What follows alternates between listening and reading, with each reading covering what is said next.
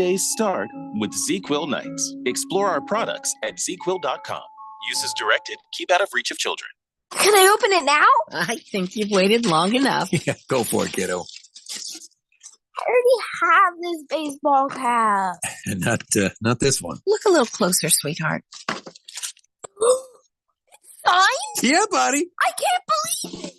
Do you still have that card all these years later? Do you have trading cards that's been sitting in a box for decades? Scottsdale Cards is who you want to call first. The Valley's card, comic book, and collectibles expert since 1989. Scottsdale Cards is your source to sell your trading cards and other collectibles, including those comic books you've been doing nothing with. We are always interested in buying your vintage sports cards and comic books, certified autographs, memorabilia, and collectibles. So what collectibles do you have stored away? They could be worth thousands. Call or text 480-419-2990. That's 480-419-2990. Or go to scottsdalecards.com. That's scottsdalecards.com. Or search Scottsdale Cards on your mobile phone today. This holiday, the Home Depot is helping you get gifts that keep on giving by making sure they keep on going. Right now, when you buy a select battery kit from Ryobi, Milwaukee, Rigid, DeWalt, or Makita, you get an eligible tool for free. Just pick a brand, pick a battery kit, and get a tool free. Give the gift of more doing this holiday with the Home Depot. How doers get more done. Valid at participating stores and online. 1 per transaction. Discount taken at checkout. Full eligible tool list in store and online. Valid October 23rd, 2023 through January 28th, 2024. Greg Clark Automotive Specialist, located on the southwest corner of Bethany Home and 19th Avenue, servicing Valley automobiles for 44 years. And we're offering our fall inspection on the belts, water pump, radiator, and hoses. Also, our brake service inspection, recommended every year to prevent repairs and ensure top performance. For guaranteed family touch service, contact us at 602-246-2881. Highly rated by Google. Online at gregclarkautomotive.com. Mention the Fanatic to get 10% off. When life gets overwhelming, help is only a phone call away. Trained and caring crisis specialists are available 24/7 at 844-534-HOPE to assist with suicidal thoughts, substance use issues, depression, anxiety, and more. You are never alone. When you need help, please call 844-534-HOPE. From anywhere in Arizona, call 844-534-HOPE now or text the word HOPE to 4HOPE 44673. This message is sponsored by Solari Crisis and Human Services. When it comes to covering the high school sports scene in Arizona, AZ Preps 365 has all the answers. Every Saturday morning from 8 until 10, they break down games, interview the newsmakers, talk with coaches from around the state, and stay up to date with what's happening with prep athletes and breaking news from the Arizona prep scene. It's AZ Preps 365, 8 till 10 Saturday mornings on 1580 and 99.3 The Fanatic, and always on at 1580thefanatic.com. KQFN AM Tempe, K257 CD Phoenix at 99.3 FM, K240 EU Fountain Hills at 95.9 FM. Mornings are better with Wake Up Call with Tony and Ron. Weekday mornings on 1580 and 99.3 The Fanatic. All right, people, settle down because it's time. Time for what? Showtime. When does it start? Right now. 3, 2, 1. Let's get on with the show. Let's do it.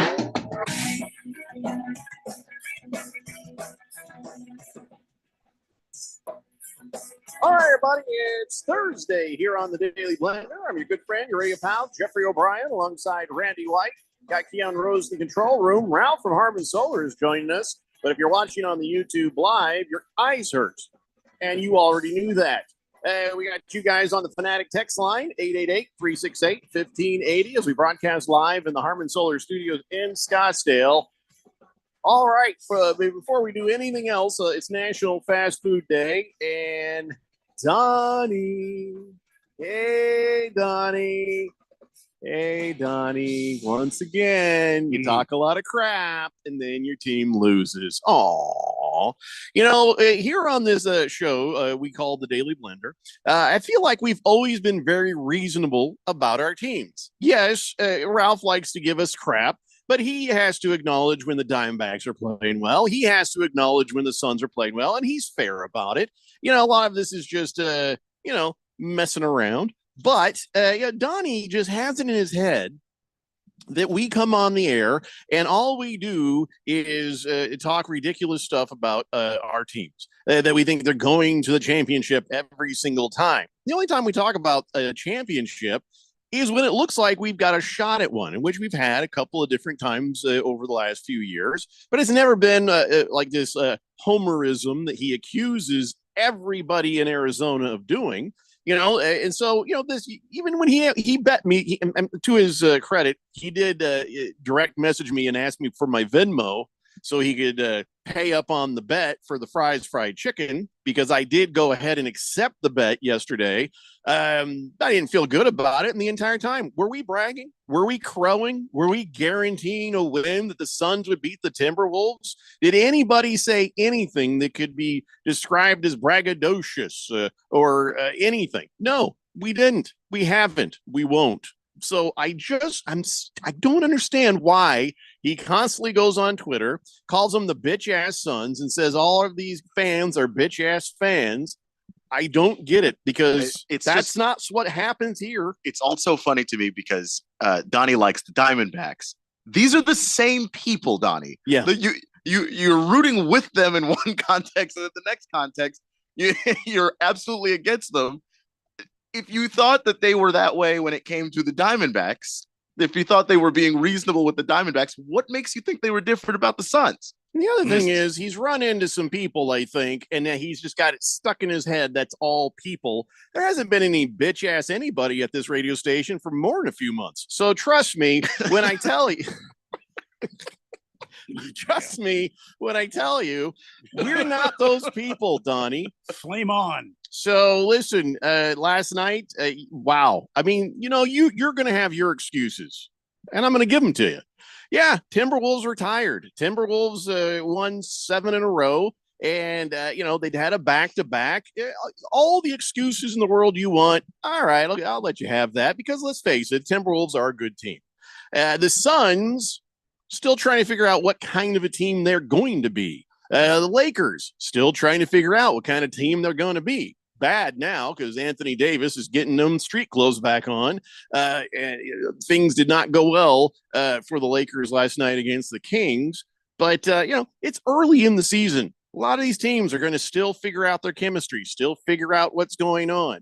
So, no big deal. But at least in this case, Donnie. I love it when somebody talks a lot of crap and then they have to eat a lot of crow.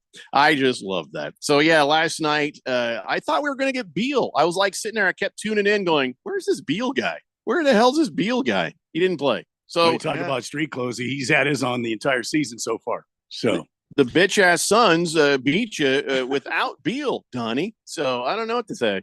My advice to Donnie would be, remember where you're coming from. You're a Minnesota sports fan. Don't talk smack. It's one of the worst sports towns in the country. You have what championships do you have? I can't think. What of championships have the Timberwolves been to? Right. Unless you're from a real sports market where they actually have championships, don't try to talk that game, because you have none. Well, that said, we're not going to go crazy on Donnie. We're not going to do that, because we're going to continue to be the, I don't know, just reasonable people that we are when it comes to our teams. All right, let's not go too far. Ralph is not reasonable. Let's not go all the way. Ralph is not reasonable. I'm very reasonable. But we are reasonable. Listen, have you ever heard me be like, wow, my Colts, they're going to the Super Bowl? No. Well, no, because they're not. So why would you say that? Someday they will. Someday Sure. they'll get their act together. And when they're good, I'll say, yeah, I don't know. We'll see what happens. When they're bad, I'm the first one to say they're bad. But we're the same way for all the sports here. And the Coyotes are good or bad, or the Cardinals are good or bad. And, except for Randy, he's always going to pick the Cardinals. And that's just because that's where his heart is. But for the rest of it, and even he will analyze that team fairly and reasonably. So we're not the show that Donnie is angry at. So I don't know what he's projecting, but it's not us. So Stockton Slap says, hey, have you ever had crow? No. I have money. I've never had to. What? He says, is it really that bad? I'm guessing yes, because nobody ever eats crow. And that's a figure of speech. Is the thing that you don't want to do is considered eating crow. So someone ate it and thought it was horrible. I have money. It's good. I'm just saying, until I don't, maybe someday if I don't have just money. like, have you tried squirrel? No, I can go to the grocery store. Why? Can I tell you how bad crow must taste? I'm watching. Have you ever seen that show on the Amazon that lawman Lance Bass or whatever, Bass Reeves, whatever it is? This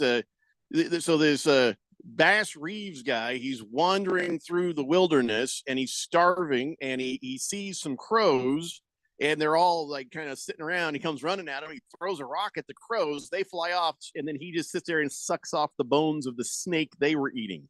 So that tells you how bad crow is. He didn't try to kill and eat the crow. He wanted the dead snake they were eating. That must tell you how bad crow must taste. I don't know. If you had crow? Wow. No. Lost Except Toby. When I talk trash and then it gets thrown back in my face. That's the only crow I've ever eaten. Yeah. I don't generally talk trash. I really don't. I don't eat. I make it a point not to. I try not to talk too much trash. Lost Toby says, bitch ass sons does have a ring to it. Plain and simple, says Baker Cocky Hens. Plain and simple. Timberwolves are NBA in-tournament contenders. Suns are NBA title contenders. Are they? Thank you, Baker's Cocky Hens. We'll see about that. Beer Bob says, Ralph, if you look up ancient history, I believe the Minnesota Twins won a couple of World Series in the last century. I was going to say that. Yeah. I'm trying to stay within the last 20 years, though. We need to stay within the last 22, please. just for our purposes here. Yeah, just for us. Ken Kitten says Minnesota North Stars went to 2 Stanley Cups finals, Ralph. That's I believe they won one, didn't they? I know they were in the Stanley Cup. I don't think they did win. I think they only won when they moved to Dallas. It took them getting out of Minnesota to actually win. No, that might be true. Yeah, that might be true. Yeah. King of Kitten says, when I have strange thoughts and feelings, I text the blender for emotional support. Well, that was a mistake. Beer me, Rando, he says. Sorry in advance. So we still don't know what the Suns are. That's the thing. I was a little disappointed not to see Beal out there. We don't have a real clear picture. I am worried about the bench. I'm worried about the depth of the Suns. I have no doubt when Beal gets there, he's going to play great. Durant will play great, and Booker will play great. But I don't know about the depth. I thought you had really good minutes last night from Eubanks and Okogie. Yeah. They played really well. I mean, it was never even a contest. The entire game, it was never even close. It just got ridiculous a couple of times. And the fact that the score at the end was 133 to 115, it's because they just coasted in that fourth quarter. If they'd really wanted to put the hurt on them, this would have been a 30 to 40 point victory. And I'm not sitting here bragging. That's just a fact if you saw the game. Yeah, it would have been. I still am not personally worried about the depth just yet because you have guys that are supposed to be bench guys starting because a lot of your starters are in street clothes. So I mean, now only one is in street and clothes. Now right? only one is. But yeah, look who that's caused to come off the bench. It's Okogie, who was starting before. He's giving you 12 points off the bench. So you're saying once everybody's in place, our depth looks pretty good. Yeah. I mean, it's just that you're relying on guys that you're trying to say are role players and bench guys, but they have to be main players on a team. When if Devin Booker and Bradley Beal aren't going to be healthy, like that's going to be a major issue. To have Devin Booker back is huge. Also, Devin Booker, best point guard on the team. So having him back out there just really helps a whole lot of things. Wow, we've never felt so Laker-like. We're having to sit here and worry about the health of one or two guys, and there goes our fortune. I'm just hearing excuses. But the one thing we do know I'm learning everything you've ever said, Ralph. What excuses? The one thing there's only one thing that we do know this year so far. That Denver is a power again. Yeah, well, I think they look really good. Well, I think that was fair to say. Yeah, Jokic he's picking right up where he left off, and that just does not bode well for the rest of the Western Conference. Mm-hmm. No, it feels like the rest of us are arguing over second place, right? It really Doesn't that feel that way? It does. Well, I want second place then. You know what I'm saying? I at least want that. Yeah. Give yourself a chance. If you end up in that series in the Western Conference Finals, you don't know what could happen. People could have bad games, injuries happen. You don't wish for them, but you put yourself in an opportunity to go to the finals. Let's give yourself that chance. Baker's Cocky Hens has an idea. He says, combine the Suns and the Lakers. Oh, what a cluster bleep. He says, no, listen, maybe then you got 3 guys on the floor all season, between the AD, LeBron, Durant, Booker, Beal. I think we'd still be short of a guy. You somehow still end up having 1 or 2 guys on the bench. I mean, to me, the Lakers are deeper than the Suns, but whatever. I mean, I love the Laker bench. I think just their youth, their just talent. We're getting to know the Suns bench right now. And, hey, I guess it's good preseason for him playing all these games already. By the way, Randy, you actually nailed it on the damn head yesterday. I don't know if you know this. What did I nail on the head yesterday? You were the one saying 5 games. That Draymond Green will get suspended 5 games by the NBA. Well, and that is exactly what happened. Well, and I feel like Draymond, we were talking about this yesterday. I feel like Draymond's history precedes him, and that's why he got 5 games. But if you look at that tape, you look at that replay again, there were other guys should have been at least 2 or 3 games, if not, 1 game at the very least. I mean, they fined him $25K each, but nobody except for Draymond got any games being suspended. Draymond had the optic of having his arm around a guy's neck. I understand, but you were pulling Klay Thompson around, and he was pulling the other guy's jersey. Klay Thompson's jersey was ripped. I mean, if you watch the video, Klay Thompson grabbed McDaniel's jersey first, and he was going at it like he was really pulling on it. So actually, Klay Thompson did start it. So his fine of $25,000 is absolutely appropriate. Jaden McDaniels, then his reaction to that, absolutely appropriate that he gets fined.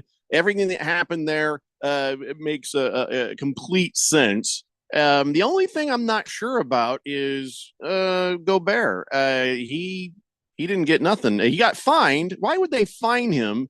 They were like, oh, he was just a peacemaker. So why'd they fine him? That's the thing I don't understand. I don't know if he was a peacemaker or not. I mean, well, they said that he was trying to break it up. That's when Gobert showed up. Gobert wasn't trying to fight anybody. It's Rudy Gobert. He literally never tries to fight anybody. He was trying to break it up. And Draymond went and hauled him off by his neck. And I think you fine him because I don't think the NBA wants players in those roles. Because you can go and try to be a peacemaker, and then maybe there's one guy you don't like that shows up, and all of a sudden you go from peacemaker to joining the damn brawl. So I don't think the NBA wants you there. So they're still going to fine you. But I don't think that they were going to suspend him. He didn't get the chance. If he was going to do anything, he didn't get the chance because Draymond took it away from him. It reminds me of back in the day when Rudy Tomjanovich was trying to be a peacemaker, and he got Kermit Washington's fist all the way through his face, and put him in the hospital and put him out of basketball. He had to have reconstructive surgery. I mean, he broke something in his back in his skull where the spinal fluid was leaking around. I mean, this was a bad situation for Rudy Tomjanovich. I don't think the NBA wants a repeat of that. Yeah, probably not. It's bad luck. But here's the thing: outside of all this, if your boy is getting a scuffle, you go over and you back up your boys. But that's all there is to it. But if you're Draymond, you got to find a better way to do that because you do have a reputation. You are somebody who has kicked Steven Adams in the Cha-Cha Bongos twice. You are a person who trampolined off of Domantas Sabonis' chest. Yeah, I mean, just one Ginobili in the Ginobili. Yeah, I mean, it's just and that's not even counting the number of people who have been going in for layups, who he has just hit in the head on their way to the basket. Somebody actually made a Draymond Green mixtape because they wanted to see if it was funny, like a highlight tape. And there's not a single basketball play in the whole highlight tape. You can just make a minute-long video of Draymond on just the dirty plays that he's had in his career. So you have a reputation. If you go, maybe somebody else pulls Rudy Gobert away like that, and they don't get 5 games, but it's you. So you have to think about stuff like that. Yeah, and here's the thing. People say, well, he didn't want to play the game, or he just wanted to take a little vacation. Well, this is going to cost him $769,000 plus of game money. Yeah, I know he's making millions, but But even if you're making millions, that's almost $1 million right there. You're going to feel it. You're going to notice it at the very least. His wife or girlfriend gets one less thing to buy. That's it. I mean, it's no big yeah, deal. well, That's that could be the them. difference, Ralph. when you're running in those kinds of circles with those kind of gals, that could be the difference between being lonely or not being lonely. Kick him in the cha-cha bongos and we're good to go. Which I love that term, by the way. You know, I stole that from Randy. That's a great term. I stole that from Randy. I heard him say that one time, and I was like, "Yeah, no, I'm using that." I've never heard that before. I love it. You think a free kick at the cha-cha bongos is going to be enough? That's not a free kick is not going to be a thing that a gold digger is going to be happy with. You know what I'm saying? Depends how big those bongos are. I don't know. She wants some stuff, is what she wants. She wants some bigger stuff of her own, if you know what I mean. Cha-cha is. I mean, but anyway. So, all right. So 5 games, Randy. You were absolutely 100% right. I don't know if anybody had this on their bingo card, but big baby Glenn Davis, he's been found guilty along with Will Bynum of the scheme to defraud the NBA Players' Health and Benefit Welfare Plan. Oh, boy. Who knew? Big baby's a dirtbag. Who knew that Will Bynum's a dirtbag? So Terrence Williams, he got 10 years in prison back in August for a similar thing. So, yeah, these guys are going to be doing some jail time. I don't know if you want to go to prison with a nickname Big Baby. Feel like that's not going to work in your favor. I don't think anybody's going to bug him. He's a big dude. He's going to be somebody's big girlfriend. I mean, he seems soft. You say that, but he's 6'9" and nearly 300 pounds. Good luck with that. I bet he can't fight for nothing. I bet he can't fight for nothing. If he fights like Rudy Gobert, he is somebody's bitch. There's some big guys in prison. So Rudy is French, so you know what happens there. Wow, that's a good point. Yeah, big baby's from Baton Rouge. I think he'll be okay. They'll be fine. Stockton Slap says Muay Thai match: Draymond Green versus Grayson Allen. I think Draymond wins. Draymond wins just on size alone. I mean, and also Grayson is sneaky. He tries to see what he can get away with. Draymond doesn't care. Yeah, Grayson Allen is subtle dirty and sometimes just straight up dirty. Draymond Green is always obviously straight up and loudly dirty. Absolutely. No Chiefs goal. Draymond did not deserve 20 games minimum. No, whatever, man. No way. He says it's a chokehold. He wasn't trying to just pull Gobert off this guy. If you look at his arm, he wasn't crushing his windpipe. It was just there. Yeah. And the reason why Gobert said it was a chokehold, but Gobert and Draymond have beef going back like 3 years. They hate each other. So, yeah, I mean, of course, Rudy's going to say that. Well, but Rudy said after the game, he wasn't trying to, put me in a sleeper hold. There was no pressure. He was just pulling me out of the pile. Fubar 1000 says, so if you play fantasy basketball, 5 bonus points for fighting, 3 for choking. How's that all work out in the scoring? I don't know. I haven't played that in a long time. I don't think it happens often enough to really have a stat category for it. So, right. Listen, people, here's what's going on. We're just talking some regular sports stuff in this hour. In the next hour, we'll do our Harmon Solar NFL Fan Pick'em picks. And then at 5 o'clock, Rosalie Michaels will join us. Fantasy Girl will answer all your fantasy football questions. That is what is happening next. So when we come back, we'll talk a little Major League Baseball. We'll talk a little bit, just a little bit of everything, actually. It's a Daily Blender here on 1580, The Fanatic. This is Brent Musburger's Action Update on 1580 and 99.3 The Fanatic. The best way to start betting smarter is to sign up for a free VSiN subscription at vsin.com/subscribe. That's vsin.com/subscribe. The Arizona Cardinals on the road to Houston on Sunday for Week 11. They'll take on the Texans, who are led by rookie quarterback C.J. Stroud. The Cardinals got Kyler Murray back at QB in a win against the Atlanta Falcons. Houston, though, a 4.5-point home favorite, -115 against the spread. Arizona -104, getting 4.5 points on the money line. Arizona +190, Houston -230, and the over/under at Energy Stadium is at 47.5. Thursday night football, Baltimore hosting Cincinnati. The Ravens are favored by 3.5. I'm Tony Desiri with your VSiN Action Update on 1580 and 99.3 The Fanatic.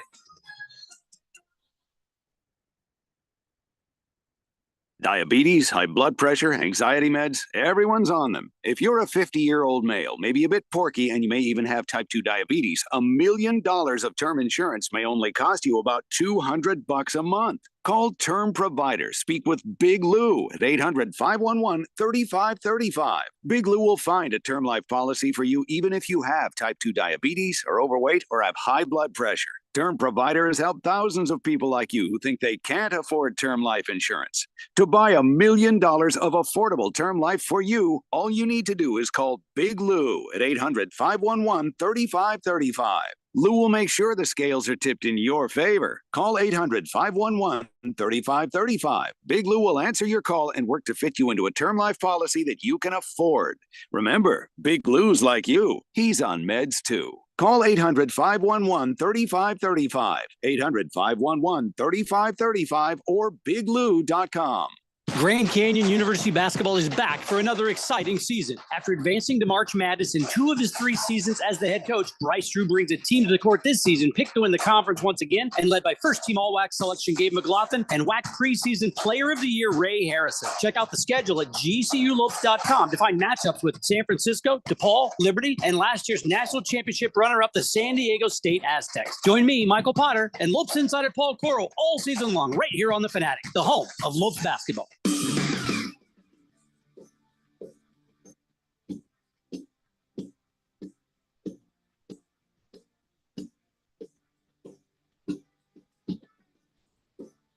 Steady Blender here on 1580 The Fanatic, and Chief Skoll says if the Blender can give 5-minute penalty for a bad joke, well, the NBA can give Draymond Green 20 games.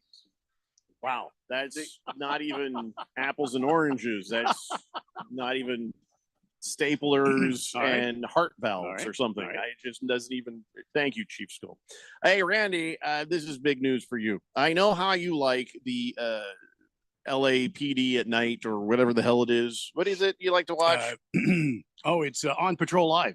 Right. You like that show. You're like into that show. Yeah, that's your jam. Yeah, it's my jam. I don't know if you know, but there's a brand new channel that Pluto TV. You got the Pluto?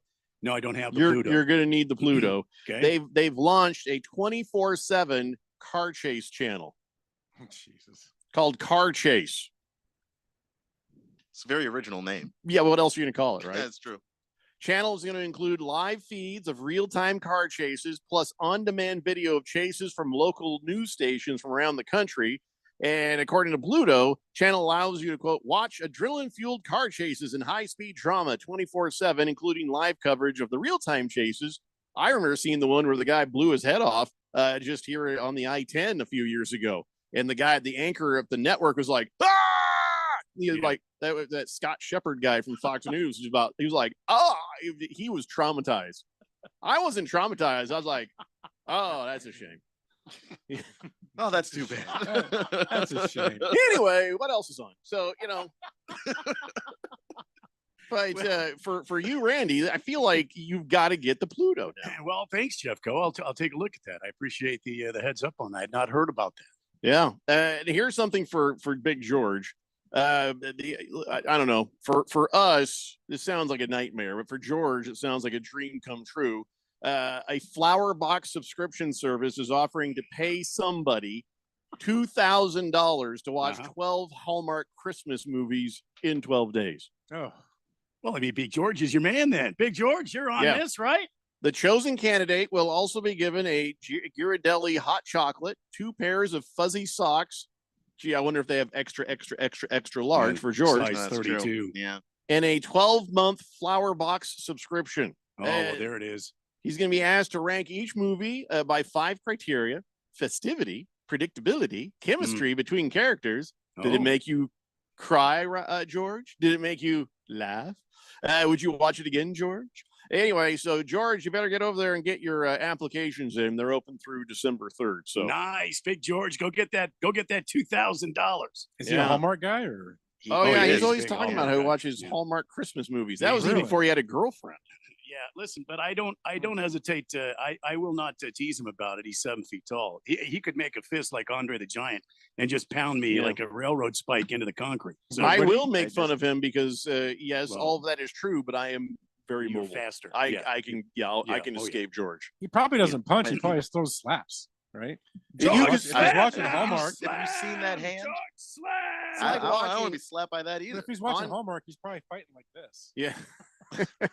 I'm just saying when you're 7 feet tall, even the most uncoordinated flailing is still gonna hurt. I'm not gonna take any chances there. Yeah, I'll tell you what. I've seen Andre the Giant, and that right cross is coming pretty slow. You know what I'm saying? Predictable. I'm not worried about that. King of Kitten says, LA TV helicopter guy Stu Mundell is a legend. Oh, yeah. Yeah. Yeah, he calls all those LA car chases. I bet he's on there, yeah. All the stations go to him. I mean, he's like an Just- independent contractor. He's like up there in the sky buzzing around looking for car chases. He's like a play-by-play guy. Oh, he is. He is. Oh, my God, he just ran over a pedestrian. Now he's got an oncoming traffic. I mean, the guy is like, it's like you think a soccer announcer in Spanish is exuberant? No, this guy is crazy. He's gone into a Walmart store. Oh dear God, the irony. Yeah. Oh yeah. I maybe I will get Pluto myself. Boogie has a prediction. Nobody cares. Nobody asked, but here he is. Prediction: Detroit will beat Chicago as they continue their road to the Super Bowl. Wow, that's really a bold prediction there, huh? When you have an opinion that just is out of left field and nobody agrees with it, that is what we call a hot take. That is an ice cold take. Hold on, That part take of that, is a part of freezer that of a is take. easy to agree with that they will beat Chicago. That you can say, yes, Detroit's gonna beat Chicago, but that's where you put the period. You know, you don't say as they continue their road to the Super Bowl. Well, you know what, Boogie? You just keep going as at one bleeding heart fan to another that has been sold out to Detroit since the day you were ejected from your mother's womb. Listen, you enjoy the ride, Boogie. Enjoy the damn ride because it's all you're gonna get. And don't let these slackers get you down. You just blow right by them and you keep it up, Boogie. Good I have for a you. song. I have a song for Randy and for Boogie. Stop believing. Stop believing. Whoa, whoa, whoa. Wow. Thank you very much. Like the song, but yeah. Boogie says, thank you, Randy. Yep, you betcha, Boogie. I got your back. Fifth letter says, I got a hot take. Raiders will go into Miami this week and leave with a win and make it 3 in a row under Antonio Pierce. Okay, that is a very hot take. That's a tall task, right? Because I I'll don't tell you think I'm what. spoiling anything by saying I think that they're going to get axe murdered in Oh, Miami. yeah. But if they do fifth letter, Antonio Pierce should be made permanent coach. Just promote him right Yeah. after the game. Just Well, I think he's going to be a strong candidate in the offseason, don't you? I mean, I don't know. He'll keep a job, but he will not be the head coach. You ever notice when a team fires a coach and they bring an interim in, the first couple of games they win, they look great, everybody's Yeah, all they're all excited. psyched. That's just the excitement of the other guy being gone. And then once they get going, all of a sudden they start coming back to reality and realizing, yeah, this guy's not a good coach. I think Also, that's what- rewind and see who they beat. 888-368-1580. Tyson Bagent and the Bears and Zach Wilson. Yeah. Not impressive. If they beat Miami, now I'm impressed. Now I really am impressed. Yeah, I don't see it. Chief Skull says, Mrs. Chief Skull and I watched a Netflix show that was about the people who listen to the police scanner in LA and they go from scene to scene to be the first to video and sell that video to the news station. Oh yeah, yeah. Do there's they really scanner sell? chasers. Oh, yeah. They'll buy it? How much? Yeah, they will sell it to whatever they're paying. I mean, what do they get? Well, the cash, I guess. I want They get- numbers. Well, I don't have any Sort of numbers, like but there are storm these chasers, huh? people out Yeah. there like storm chasers. You're exactly right. That will, actually kind of sounds fun. Do you ever see Sounds the dangerous. movie Nightcrawler? Yes. No. Yeah, it's Jake Gyllenhaal, and he is one of those guys. Oh, is that He what kinda- that's about? Yeah. I mean, How much did he It's get a then? scummy world of people, and he's a particularly scummy guy in the movie. I need to know how much these scums make. I'm kind of curious because I maybe I've got a part-time job waiting for me out there somewhere. I like to drive. I can listen to a police scanner. I got a super great phone that takes great pictures. I could do that. I could be a night crawler. Well, good luck to you, buddy. Good luck to you. TMZ. I think I would You know. last right up till I see the first body. Oh God, no! I can't do that. I don't want to see any like dismemberments or anything. Well, depends on who it is. Fighting Wampa says Raiders beating Miami is kind of a hot take. Like, leaving your dog in a hot car and their brain starts to swell, kind of hot take. Yeah, I think we just went in a bad direction there, didn't we? Yeah, you could have. Man, that was even dark. now. Don't leave your dogs in the car with the windows. Yeah, don't do that. Yeah. All right, so it's I guess kind of official. The Major League Baseball owners, I guess they all got together in a undisclosed lair, and they voted and approved the Athletics move to Las Vegas. So here they come. Who didn't see that happening? Well, we all knew that was going to happen because a lot of times these guys don't even talk about doing these things until a commissioner says, "Yeah, we could do that." Or they've kind of taken an unofficial little poll of the other guys. Nobody wants to be wrong on something like this, but I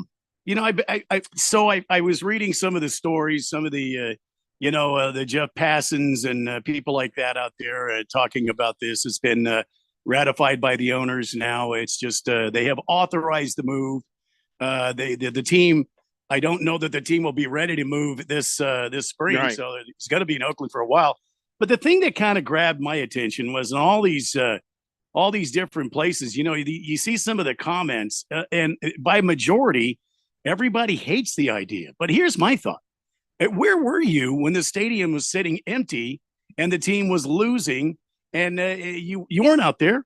Were you at home eating a sandwich, watching on TV? Because Randy, there was nobody out in the stadium. A lot of the fans at the end came out to show, hey, put a good product in the field and we'll come to the games. They filled the stadium in their little protest to show them that. I get that. And when they were a playoff team, they did have fans out in the stadium. It wasn't empty. I understand. But wouldn't you rather go good riddance to this miserable team and, ratify something and build a beautiful complex there and then petition MLB for another team to come in here? I mean, it's been done. You're not going to before. get one.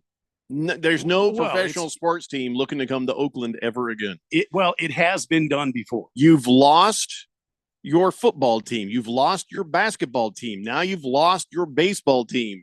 You're And talking about let's Golden face State it, is their basketball team. and they've moved across the bay, haven't they, to San Francisco? So there's no chance you're going to get another franchise in Oakland, California. Well, we'll have to wait and see. Also, I'm because pretty it's sure- turned into even bigger crap hole.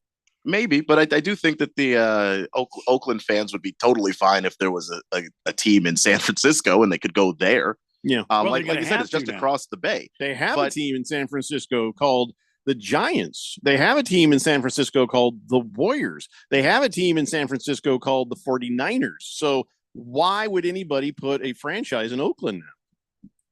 It'd be tough. It'd be a tough You sell. wouldn't. It's a crap hole. You would not. It'd be a tough sell.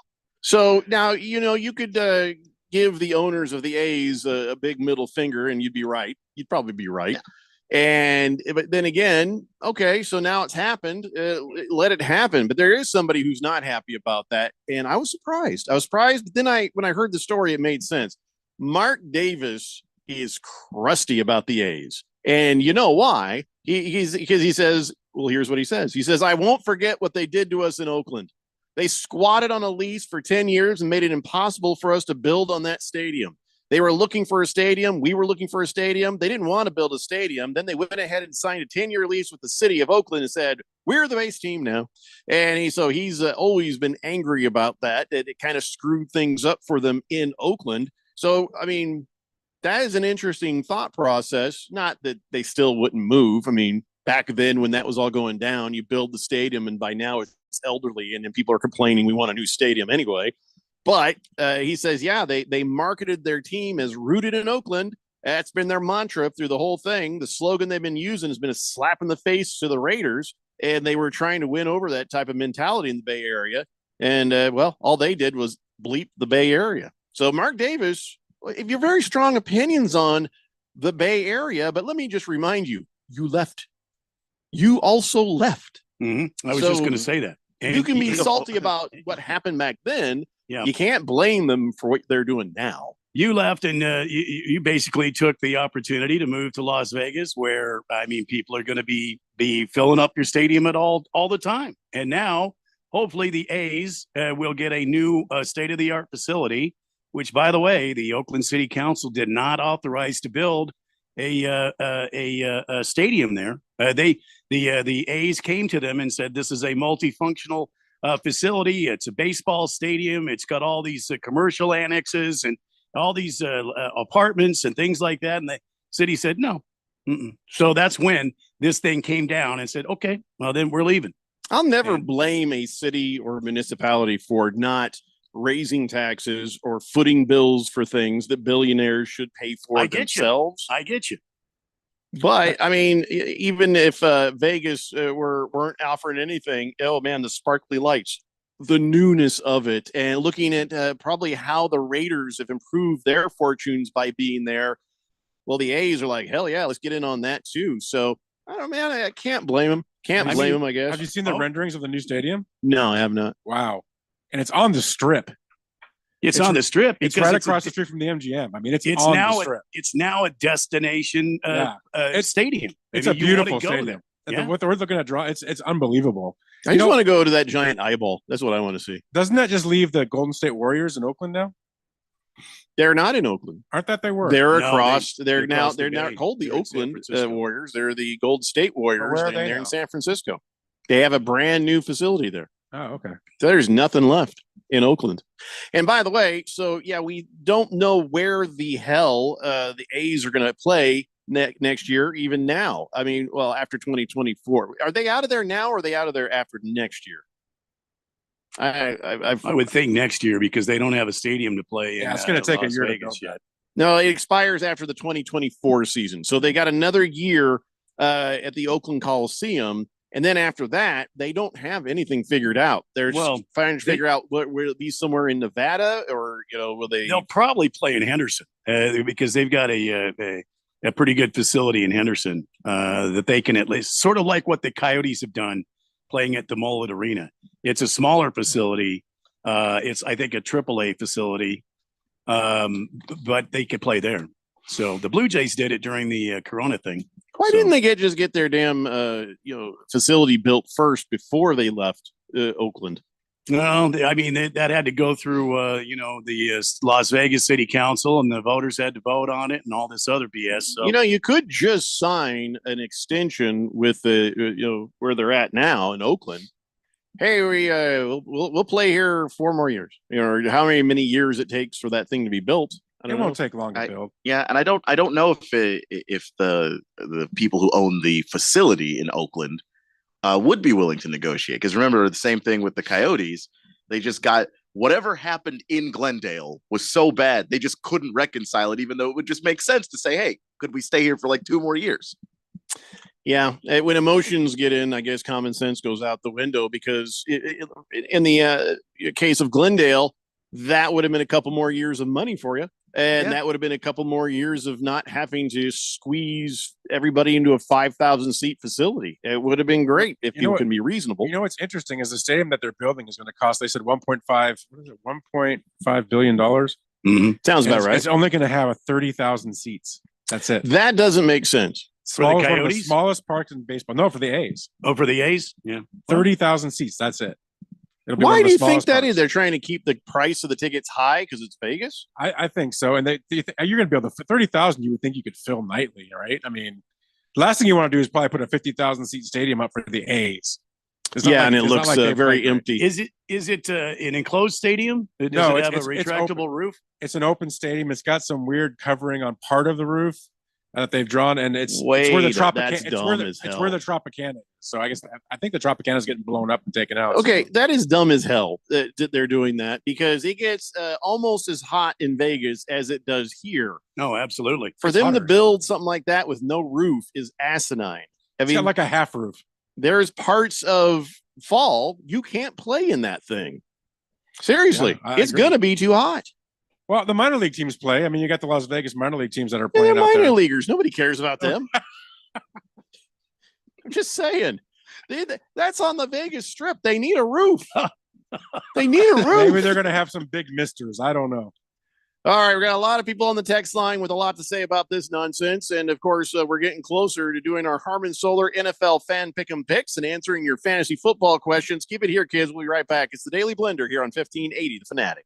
Tom McCarthy here from Westwood One. A big AFC North matchup coming on Thursday Night Football to start Week 11 when Lamar Jackson and the 7-3 Ravens host Joe Burrow and the 5-4 Cincinnati Bengals. Both are coming off a loss, and Baltimore needs a win to solidify the division lead. Join me and Jason McCourty for all the action of the Bengals and the Ravens on Thursday Night Football. Right here on 1580, The Fanatic.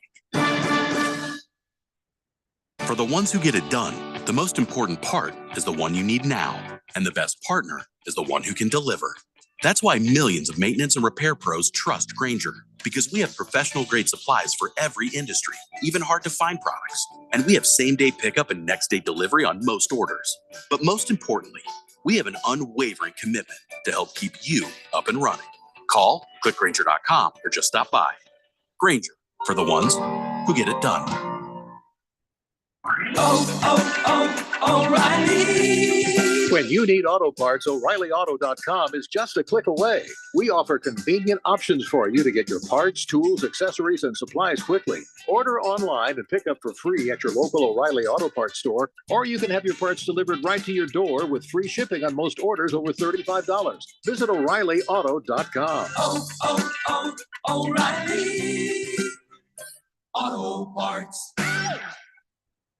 Drowning in IRS debt? If you can't afford to pay your IRS debt due to economic hardship, you can now be free of IRS collection efforts by taking advantage of a special IRS tax hardship program. This program allows Americans who owe the IRS to resolve their delinquent tax debt once and for all. In some cases, maybe even reducing what you owe significantly. An open phone line has been established by Community Tax for consumers to call and see if they qualify. Simply dial 800-251-2305. If you owe back taxes to the IRS and cannot afford to pay them back or have years of unfiled tax returns, help is standing by. Just call the Community Tax Helpline today at 800-251-2305 for the help that you need. Don't take on the IRS alone. They can attack your wages, savings, pension, home, and even your Social Security check. Call 800-251-2305 to see if you qualify. That's 800-251-2305.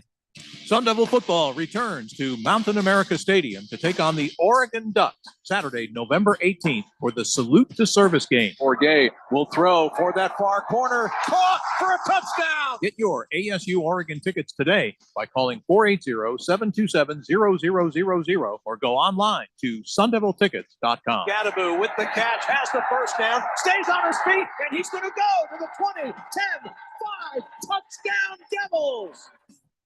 Hey, Jeffrey O'Brien here. And listen, Phoenix has had over 53 days of 110 degree plus this summer. This last July alone, we had 30 consecutive days of 110 plus. And this summer heat might just be the new normal for summers here in Arizona. What you need to do is call Harmon Solar today. Harmon Solar could save you over 80% off your electric bills. They're locally owned, family-owned company. Call Harmon Solar for a free estimate. 800-281-3189. That's 800-281-3189 or go to harmonsolar.com. Time for some smart saving. Give the gift that lights up their future. I'm Arizona State Treasurer Kimberly Yee. This holiday season, give the gift of education by opening an AZ 529 education savings plan. You can invest with as little as $15 a month, and anyone can give. Parents, grandparents, aunts, uncles, anyone. Visit az529.gov today and give the present of a brighter future. Now that's smart saving.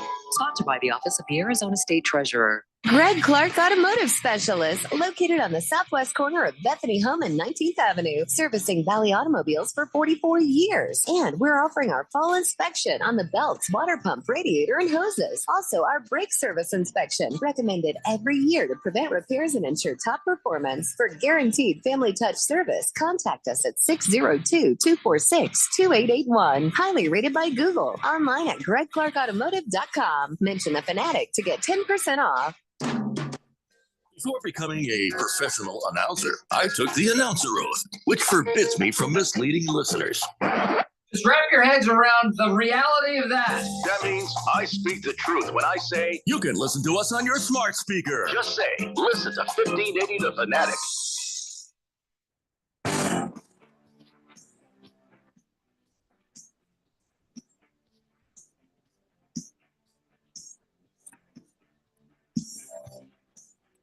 Blender here on 1580 The Fanatic. Coming up at 5:30 p.m. We finally got a good Thursday night football game. Bengals at Ravens. That ought to be pretty good, actually. Looking forward to that. Looking forward to Monday night football as well. Eagles at Chiefs. That's always fun. Bears and Lions. Yeah. Seahawks and Rams. Vikings and Broncos. How do you root for that game, Ralph, being a Rams fan and a Seahawks fan all at the same time? So I'm not at the same time. Like I said, I was born in LA, so I. Is it whoever is it ahead? You're rooting for I them? have an allegiance to the Rams, but not when they play the Seahawks. So. No. And by the way, that's always a great game, no matter who's good and who's not. It's not going to be a great game. Always Wait, is Stafford playing or not? I think Stafford's back. Yeah, and it's always a great game. Those All two, right. that's the Rams or the Seahawks, like kryptonite. It'll be more competitive with Stafford in there, but I'll let you know who I pick a little bit later on. But we don't know what game we're airing yet because Seahawks, Rams, Vikings, Broncos, it'll depend on GCU. They're in a tournament. So tomorrow night, 6:45 p.m., San Francisco and GCU play. If GCU wins, then they're going to play either DePaul or South Carolina at 2:15. So that happens, no Seahawks game. But if they play later, against one of those two, meaning they've lost the first game, not likely. But if they do, then we will have the Seahawks-Rams game, and we won't have the Vikings-Broncos. So that is the way that is going to go down there. So probably should pull for them to lose that first game because the better game is the Seahawks game. Just be glad it's radio and you don't have to see those ugly-ass jerseys. That's all I can say about that. Are they wearing the ugly ass jerseys this week? They haven't worn these this year, so no, they're wearing the throwbacks more than they're going to wear anything else this year. So they're wearing throwbacks more than throw ups. That's good. All right. 888-368-1580. And let's see here. Screaming Eagle says, hey guys, where will the Oakland A's play until 2028 when the Vegas Stadium is constructed and completed? They don't know yet. They still do not know. Well, they're going to play the 24 season at the Coliseum, at the Oakland Coliseum. But 25, 6, 7, whatever it takes to build the new things. There has been some speculation out there, and I haven't confirmed anything with anybody, so I don't know that this is factual or not. But there has been some speculation that they might play at multiple stadiums around Nevada. There might be multiple quote unquote home stadiums for the Las Vegas A's until their stadium is complete. Hey, Ralph, your people need to help get them permits through, if you know what I mean. I do. And I'm sure they will. Gonna have to expedite that thing, all right? And they can play in a minor league stadium with 5,000 seats. I mean, that's about what they get now, right? So. I think they're going to play. I personally think they're going to play in Henderson, Nevada, because they really want a ball club there, and I think this will be their opportunity to show what they can do for a major league ball club. It's just suburb of Las Vegas. It's not on the Strip. But is there a stadium there? I think there is a stadium. I think it's a AAA stadium. I know there's one in North Las Vegas. AAA, according to Moist One, they've got a really nice park in Vegas, actually. Huh. So it could just happen right there. There you go. Walter Mellon says they're keeping the size of the stadium small because it's on the Strip. That's prime real estate. No, I get that, but you can also grow up. You know, it doesn't. And by the way, Randy found out there will be a roof. There will be a retractable roof for the stadium so they can air condition it. That's good to know. That's going to be a nightmare with the amount of traffic it's going to drive. I think that's crazy. You know what it is? Everybody in the hotels just walks over. You would think, right? But people that live there, I mean, that's a nightmare. If you live in Vegas, your life has already taken a turn. I lived in Vegas for a year. Then you know what I mean. It was interesting, yeah. I mean, but you avoided this trip at all costs. Life is not quite where you thought it would be. King of Kitten says it doesn't get as hot there after 6:30 as it does here. But I'm sure it's plenty hot and probably uncomfortable in the first part of the baseball season. It's friggin' hot. It's friggin' hot. Blissful Hayes says, according to, no, not reading it. Blissful Hayes, I'm not reading it. Lost Toby says they're probably going to be like the Raiders. Well, I don't know how, because It's a baseball team and they're a football team. And he continues and stay a year. What is he talking about? Stay a year in Oakland? Stay a year. Oh, in because Oakland. the Raiders went to LA for a minute. Is that what he's talking about?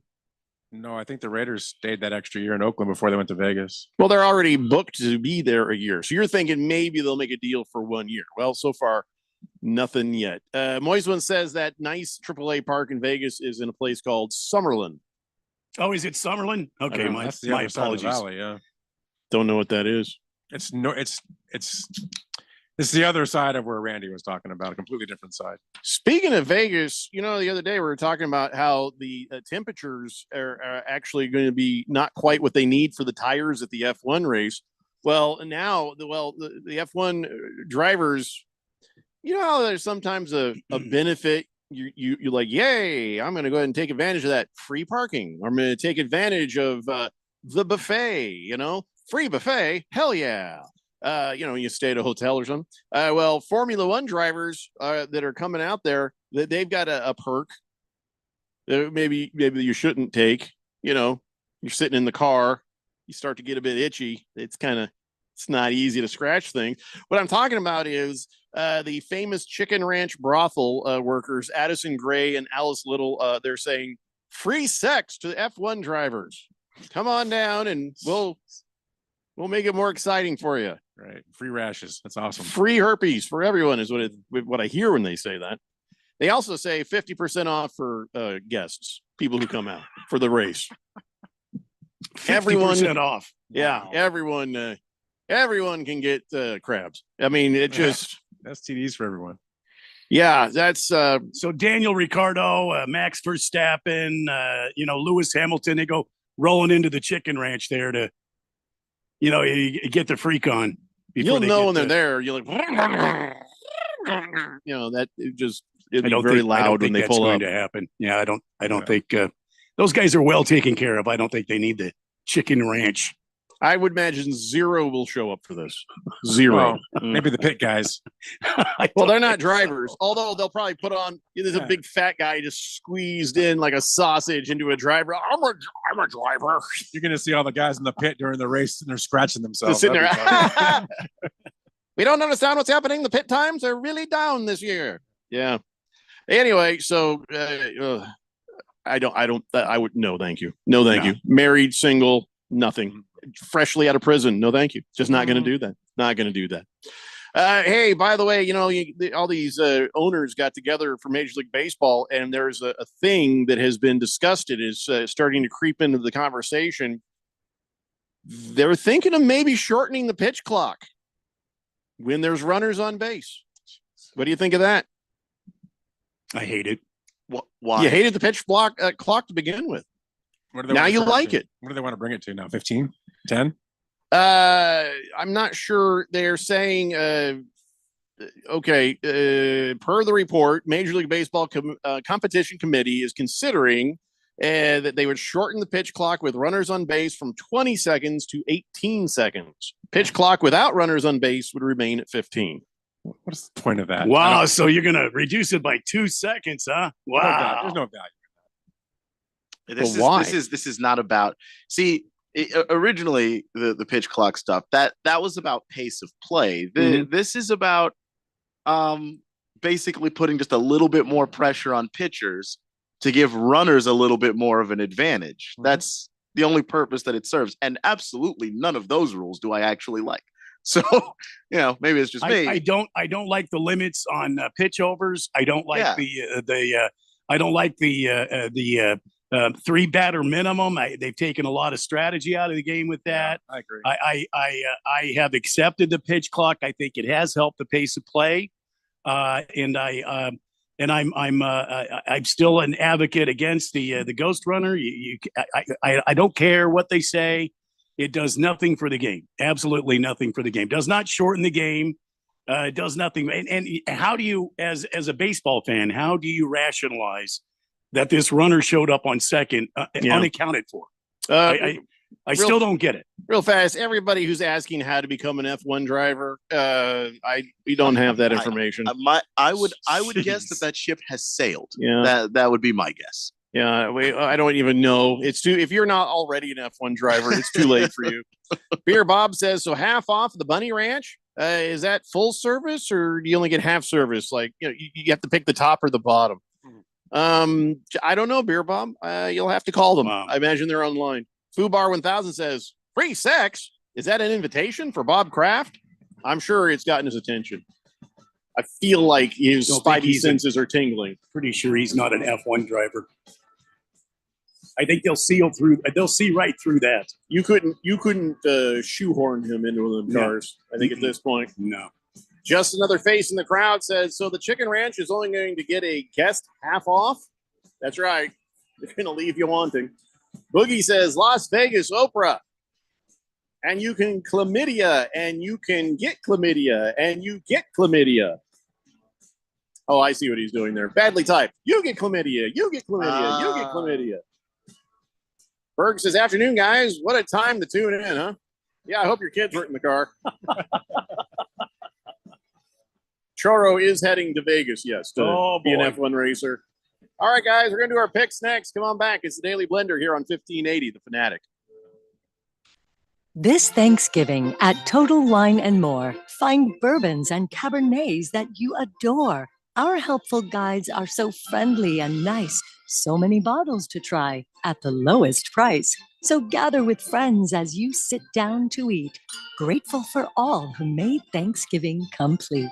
With the lowest prices for over 30 years, you'll always find what you love and love what you find. Only at Total Wine and More.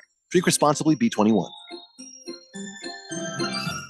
Jeffrey O'Brien here, and congratulations. You just made it through the hottest summer in Arizona history. No lie. The only proof you need is in that electric bill. If you don't have solar, I wonder how bad it's going to get next year. You need to call Harmon Solar today. Harmon Solar could save you over 80% off your electric bills. They're a locally owned, family-owned company. Call Harmon Solar for a free estimate. 800-281-3189. That's 800-281-3189, or go to harmonsolar.com. Hi, folks. Robert Quigley here, America's Independent, Washington, D.C. We're on the road to the White House. Today, we're going to talk about store closures and the massive theft going on across the country. You know, the wife and I owned a dozen retail stores, production workshop, manufacturing business, a wholesale business, a craft show business. And when I was a young man, I lived in East Asia for 10 years working in the manufacturing world. The real problem today is both inflation and we have lost millions of mom and pop businesses. The middle class has been decimated. We have too much business concentration in the hands of big box stores. This is true with the small family farms as well. America is losing its resiliency. We are living on borrowed time, as something like war or climate impacts will push America into near or quasi-near anarchy. Let's rebuild the American cottage industry. Go to robertquigleypresident.com, donate what you can, join Team America, and together we will make it work for all of us. Paid for and approved by the Robert Quigley for President campaign. If you are an IT professional looking for an opportunity with great benefits, the freedom to creatively solve problems in a career with great growth potential and a team environment, look no further than Affinity Technology. Serving the Valley since 1992, Affinity Technology is looking for a level 1 tech to develop and deliver excellent solutions and outstanding customer service. Visit atechaz.com/jobs and get started with your future today. That's atechaz.com/jobs.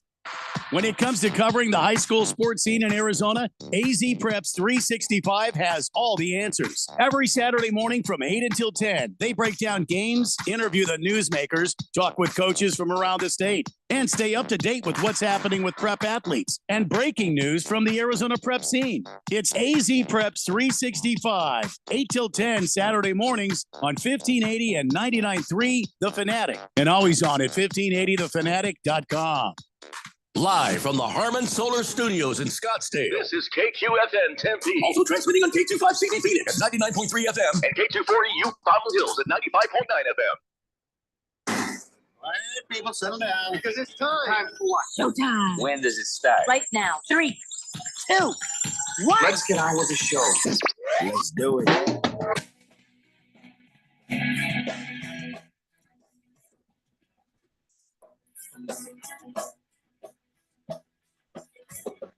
All right, everybody, it's 4 o'clock here on the Daily Blender. I'm your good friend, your radio pal, Jeffrey O'Brien, alongside Randy White. Got Keon Rose in the control room. Ralph from Harmon Solar is with us, and you guys are in the Fanatic text line, 888-368-1580, as we broadcast live from the Harmon Solar studio in Scottsdale. And it is time now for our Harmon Solar NFL Fan Pick'em Picks. That's right, where I am 5 ahead of Ralph in those standings. You got 90. I got 95. I picked up a couple on you, right? Yeah, I think you picked up 2. We both had 8 right this last weekend. So I don't know how it must have been the week before that you picked up a couple on me.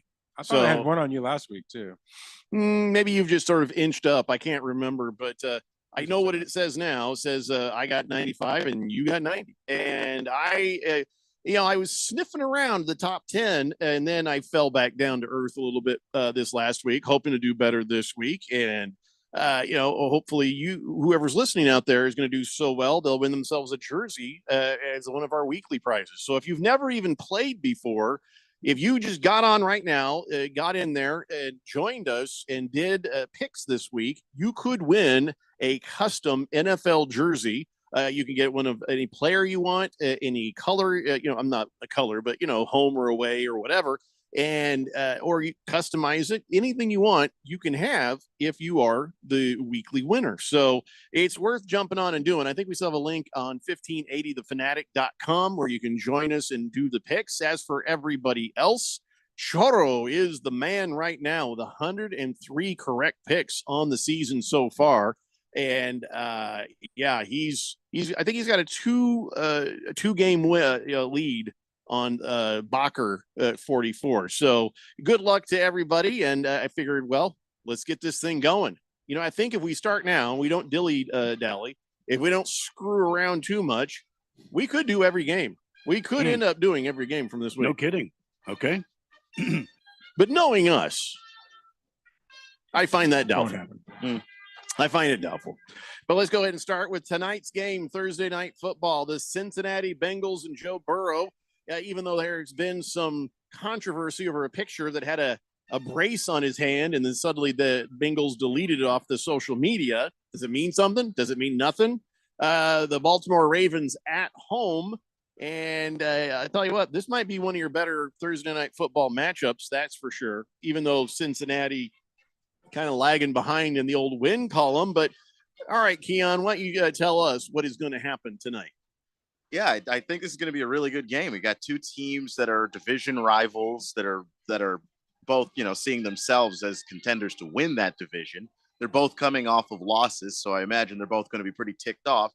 The Bengals are a little bit more desperate here. They dug themselves out of a massive crater to start the season when Joe Burrow wasn't healthy, and now they're here. But the issue that I am currently having with the Bengals is they sort of fallen right back into it last week, against CJ Stroud and the Houston Texans. And some of that was just really, really, really bad play calling late in the game. You had some dropped passes as well. Joe Burrow threw a couple of perfect passes that simply were not caught. But when you look at the Ravens top to bottom, I think that they might actually have the best roster in the NFL. It's weird because their offense doesn't seem to be, destroying things the way you would expect a Lamar Jackson offense to be. But they're still 7-3. They've actually spent most of the time, more time in the lead of every game than any team in the NFL. So I think that's something worth noting too. They've just got to stop the late game breakdowns. And I just think that they're too talented to not be able to do that. And I don't necessarily like where the Bengals are coming from a standpoint of the I don't like the way that their offense flows late in games. It just seems really odd. I think the Ravens have been bad late game, but it's been mistakes and errors on the part of the players. I just think the Bengals, the scheme, the decision making, all that stuff has just been off, and I can't trust it right now. I'm going to go with the Ravens. It's funny because everything you're saying about the Bengals, I kind of feel when I watch the Ravens. I feel like when you see that they're 7-3, aren't you a little bit surprised? Because there hasn't been a dominance. There hasn't been overall. I don't know. I know you're right on everything you say, but when you watch them, you just don't feel it. You don't see it. It's not a dominance. They're just consistent. And I think that that's why they're 7-3. It doesn't look great every single week. Like, you expect a team that's as good as their record says they are to have some games where they just showed up and just blew an opponent out the gym. But that only happened with the Lions. I think that really hasn't happened in any other game. Well, you really shouldn't do that in the gym. Well, okay, that's it's more something that should take place at the chicken ranch. That's not what I meant. Sure. And I didn't realize we were playing football in gyms now. But, listen. I meant to say arena, and then gym was the first word that popped into my head, so I said it. But yeah, no, I just think that their only big blowout type win was against Detroit. You want to see more of those from them to just show that they have the firepower. But they've been really consistent. I don't think that they have the high end that a team that the Dolphins has shown that they have. But the Ravens don't have really bad games either. Even the games that they lost weren't games where they were awful. They were in the lead of a couple of those too until they broke down late in the game. So I'm going to go with Baltimore. But yeah, I do agree with you. It doesn't feel as dominant as it should.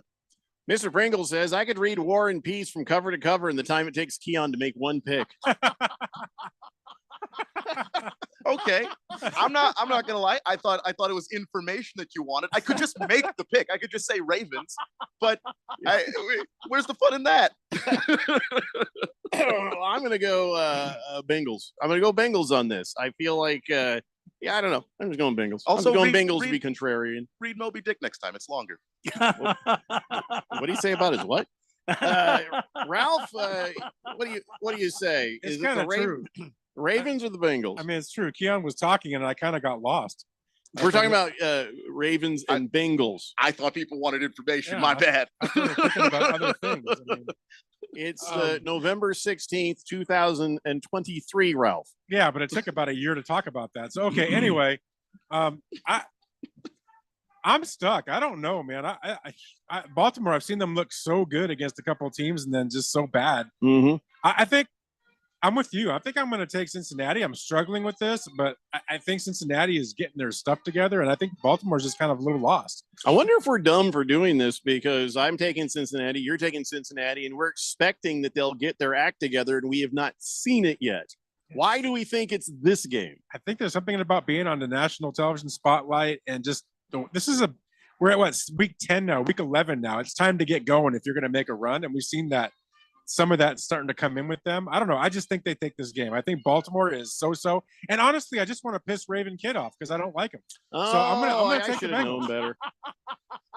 You could have just started there. Yeah, wow. I forgot about that. All right, Randy, who do you want to aggravate?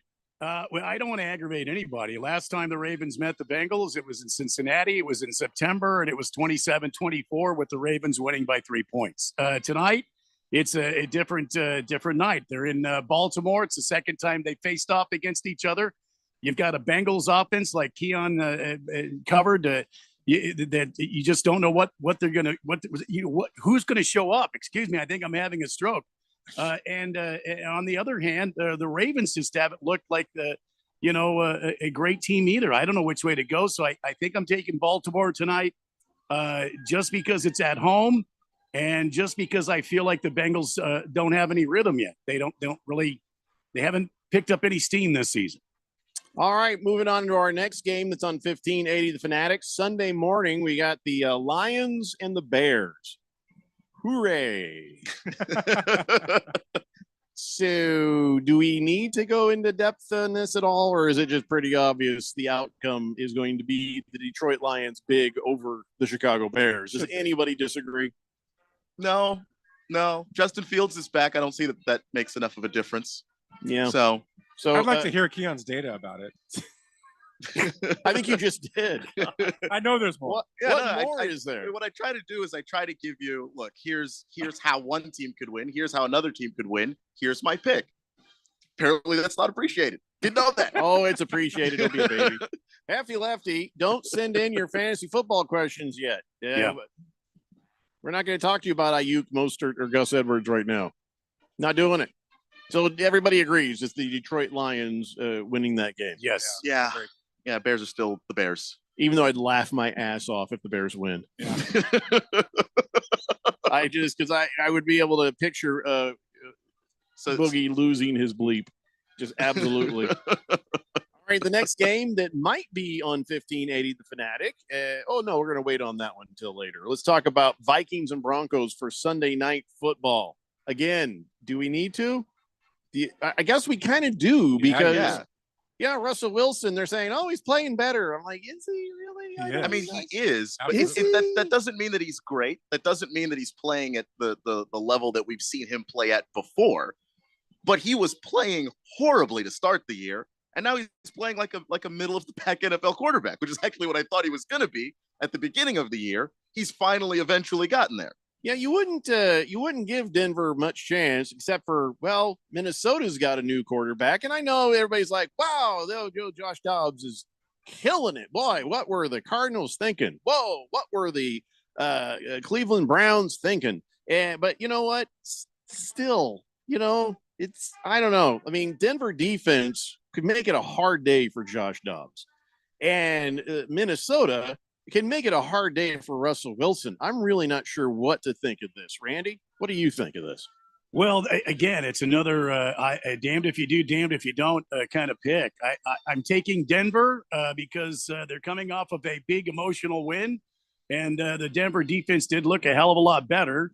And it's at home. It's in the Mile High City, and I think that'll be impactful for this game. So give me Denver for maybe a close win.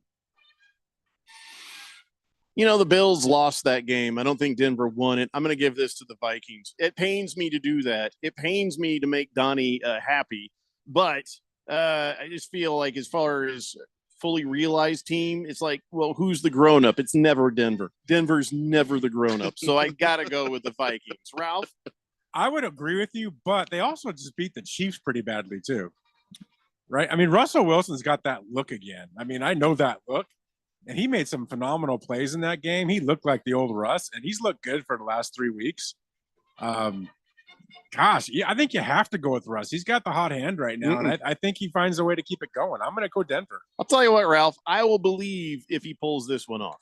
I'll believe that maybe he's coming back around if he gets this win. I mean, they could get a run going based on the schedule they have looking forward. They win this game. I mean, look out. They might be a playoff team. I know, right? I just can't. It's funny. I know. Can you, Keon? I agree with you. I mean, I can, though, is the thing. But really? When they expanded the playoffs to 7 games, you can get in there. Easy. You can get there 9-7. Like that, you don't have to be a great team to make the playoffs. You just be around 500, and you've got a shot. And they're around 500. I'm personally going with the Vikings. I think that they've won 5 in a row now. Josh Dobbs is good enough. He's good enough, and he's in an offense with weapons. Jordan Addison has played really good football. TJ Hawkinson has been awesome, and they have a connection already, which we talked about earlier in the week. So I like the Vikings. I do think that Denver has played better on both sides of the ball. Russell Wilson has stopped giving the ball away, which helps. And I do think that the defense for the Broncos is playing at the level that we thought it was at the beginning of the year. I actually am going to take the opposite side of what Randy was saying, because Randy was saying they got a big emotional win. I think that kind of tends to a letdown game where, you beat a team that you didn't have a chance to win, and there's the big victory. And then the next week, you kind of not quite looking at the opponent in front of you. I'm going to take the Vikings. Ham Sandwich says Justin Fields is going to go ham sandwich on Detroit. People forget he has 2 games with 4 passing touchdowns this year already. He is capable. All right. He is, but that Chicago defense has got to stop what's going on in Detroit offensively. And I don't think very many people have figured out how to slow that down yet. So I wouldn't bet on it. In the case of the Vikings, Hefty Lefty says Jefferson might be back too, by the way. Okay. Oh, well, that makes everything much worse, actually, for Denver. Niner Napolis says Vikings because of Dobbs' sweet nickname. The Hairless Wonder? What is his nickname? Oh, the Pastronaut. Okay. All right. I've never heard that, but if you say so. Pastronaut. We can do better. I think we can do better.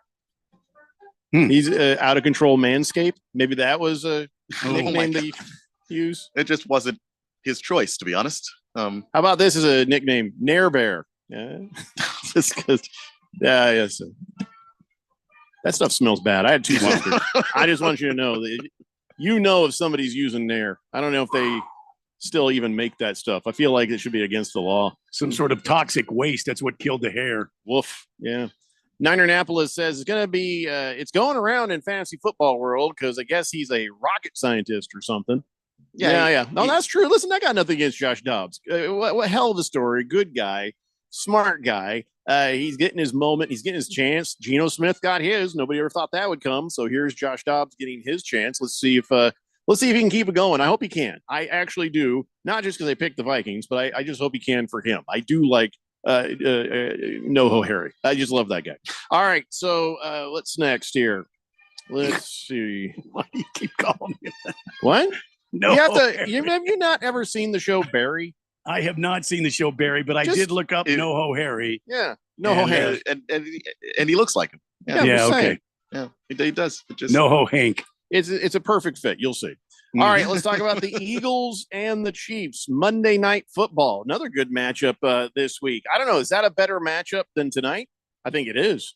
I think it should be. I mean, it could be. I mean, Super Bowl. You got Super Bowl rematch on one hand, and then I don't know. Anytime the AFC North plays football, it's brutal football. It's violent football. It could go either way. Depends on what you prefer, offense or defense. And in the stupidity, and you've noticed we haven't talked about Taylor Swift hardly at all lately, just because of my disdain for the whole thing. It's like, all right, Travis Kelce, you're dating whatever her name is, Taylor Swift. Good for you. I don't think he wants anybody talking about it either. No. It's just. But now everybody's making a big deal out of the fact that her parents and his parents will be at the game. And I nobody can do it better than what The Onion did when they said, this just in, Travis Kelce's parents and Taylor Swift's parents are dating. So I don't think it should have any kind of impact on anything, but it is fun to see the Kelce brothers on the same field. It always is. But we've got the game to think about. Kansas City Chiefs at home. They are 7-2. Philadelphia Eagles visiting 8-1. I think Kansas City is starting to get their mojo back. I think they're starting to kind of get cranking. They usually do around this time of year. The Eagles have just flat been killing it and pushing their way all the way around town. So I don't know. I'll start with you, Ralph. Who wins this one? The Eagles or the Chiefs? This is really weird, right? The Eagles, they're the most. I'm not impressed with them. I know they're 8-1. How do you not get impressed with that? I'm not buying it. I'm just not. I don't feel like the Eagles are this dominant team in the NFC that's going to win it all. I just don't see it. I think other teams look better and that have not as good as a record. I don't know. Weird as it sounds, I think Kansas City at home, they finally are starting to get it together. If you look at the stats, numbers, and I mean their offense, defense, they're actually a little better than the Eagles on the year. And I just feel like at this stage at home, I don't care about the Swift thing. I think that's garbage too. But I think the Chiefs win this game. I think it's a close game, but I think the Chiefs win. Randy, what do you say? Which Kelce will have a win? Will it be the Jason or the Travis variety? Well, I agree with Ralph almost 100%. I think Kansas City has been ramping up. The playoffs are going to be coming up soon, and you're on the other side of the halfway point of the season. They've got a good rhythm. They seem to be healthy for the most part. They're not losing key pieces. Where Philadelphia, I agree with you. There's just been something there that they weren't that dominant. Yeah, they're 8-1, but they haven't been that dominant team. I think they've been kind of lucky rather than good this season. And I was seeing a stat today somewhere that I don't believe Andy Reid has lost to his former team in any of the meetings they've had over the years. So with that, and you're at that Wild House in Kansas City, it's going to be cool outside, football weather. Give me the Chiefs. I am taking the Chiefs as well, and because of that, I feel like Keon's probably going to take the Eagles. So yeah, I'll try and be quick because I'm up against the break, and also so that nobody will have to open up a copy of Crime and Punishment to pass the time. What I like about Keon is that he's not sensitive. Oh no, I'm not sensitive at all. No, not even remotely petty. So here's the thing with the Eagles, though. I don't think there's any dominant team in the NFL. It's not just the Eagles. The Chiefs aren't dominant. The Bills aren't dominant. The Bengals aren't dominant. The Niners got exposed a little bit in a stretch there. Like none of the teams we thought were dominant are dominant. They're just aren't any in the league right now. Everybody's got a fatal flaw. I think Phillies is honestly that they miss Jonathan Gannon a lot. That defense has been bend but don't break. They don't give up a ton of touchdowns, but people have been able to move the ball, on the Eagles pretty well, which might be the antidote that the Chiefs need to kind of get the ball moving against Philadelphia. They do have the tush push thing, so they can steal some possessions from you if they get third or 4th and 2, 4th and 1. That those are first downs for them. So they can get that going, but I do think that this Kansas City defense isn't going to allow that. It's the best defense that the Chiefs have had since Patrick Mahomes has been there, and it's played like it. It really has played at an incredibly high level. Also, to add to Randy's stat about how much Andy Reid has been able to win against the Eagles, I will also add that Andy Reid coming off a bye week is 27-4. When he has time to prepare for a team, he doesn't lose to them. So I'm taking the Chiefs. All right, that's all the time we have. Bengals and Ravens are up next. It was the Daily Blender here on 1580 The Fanatic. See you guys tomorrow. I just assumed the show was over. Sorry. Just talk clear to the end, guys. I couldn't help it. We'll be back with more picks after this. It is the Daily Blender here on 1580 The Fanatic. We all hear the radio ads about the IRS. They tell you to be afraid, to be scared, and they try to frighten you into calling. I'm not here to do that. Tax Relief Advocates is different. TRA is here to tell you that if you owe money to the IRS, whether it's $5,000, $50,000, or $500,000, we have a solution. It doesn't matter if you're sitting in your car, at work, or with your kids. No matter where you are, call now. 800-583-2668. Don't lose hope. TRA can eliminate or reduce what you owe to the IRS. There is zero risk to you. If we can't reduce your tax debt, then you pay nothing. Our passion is taxes and helping individuals fix their IRS problems. We have a 5-star rating on Google and Yelp and an A+ with the Better Business Bureau. You don't need to be afraid of the IRS any longer. End your tax nightmare today by visiting us online at TRA.com or call 800-583-2668. 800-583-2668. Tax Relief Advocates. Real solutions for real people. Grand Canyon University basketball is back for another exciting season. After advancing to March Madness in 2 of his 3 seasons as the head coach, Bryce Drew brings a team to the court this season, picked to win the conference once again, and led by first-team All-WAC selection Gabe McLaughlin and WAC preseason Player of the Year Ray Harrison. Check out the schedule at gculopes.com to find matchups with San Francisco, DePaul, Liberty, and last year's national championship runner-up, the San Diego State Aztecs. Join me, Michael Potter, and Lopes insider Paul Coro all season long right here on The Fanatic, the home of Lopes basketball. That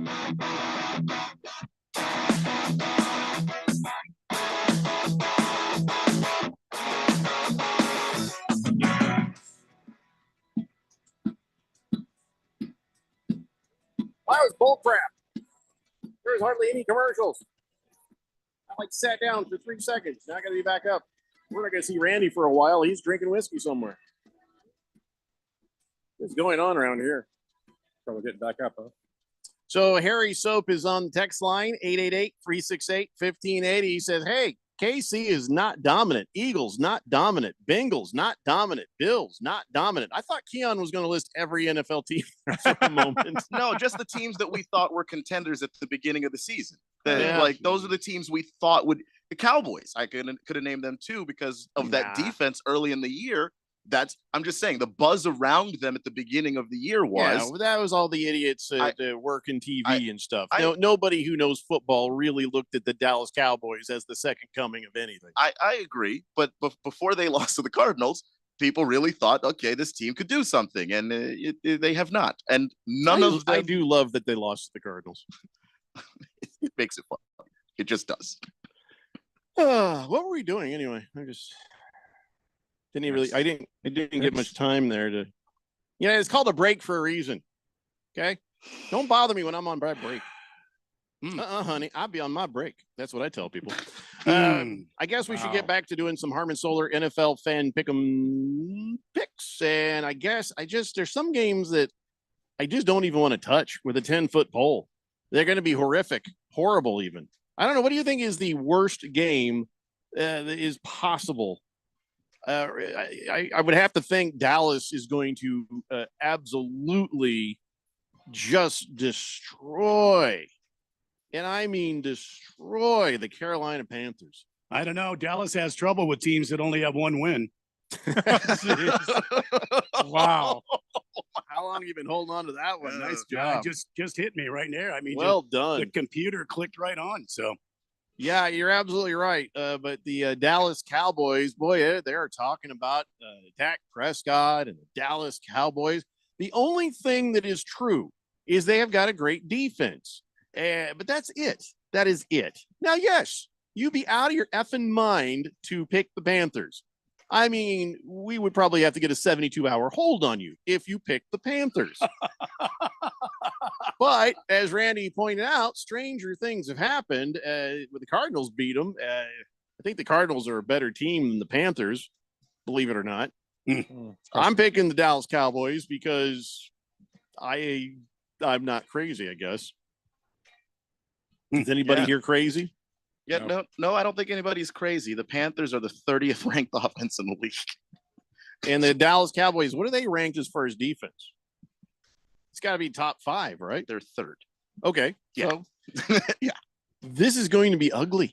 This is going to be probably a worse beatdown than what they gave the Giants. Now, I feel like the Dallas Cowboys give a Giants a beatdown just because, division and hate. But I think maybe they'll lay off the Carolina Panthers a little bit. They'll get a nice lead and take it easy on these guys. They're not trying to make a point with the Carolina Panthers. You just look mean if you do that, right? But I think you score in spite of that because I think they're that bad. And it didn't like stop accidentally. Them. Yeah, I think Well, you're trying to throw interceptions, but it just doesn't take. Like, you know how you have tiebreaker 3 and tiebreaker 4, highest score and lowest scoring team? This is pretty easy for these. This is it right here. Dallas has no problem beating the hell out of bad teams because they dropped 49 points on the Giants last week. And they opened the season with the Giants where they dropped 40 points on the Giants. That's personal. That is personal. Is it? Because a couple weeks before they played the Rams and put 43 on them. Okay. Put 38 on New England. Sure. If they put 30 on the Jets. If they play a bad team, they're scoring lots of points. Over, under 40. What do you say? Over. Yeah, you're probably over. Right. You're probably right.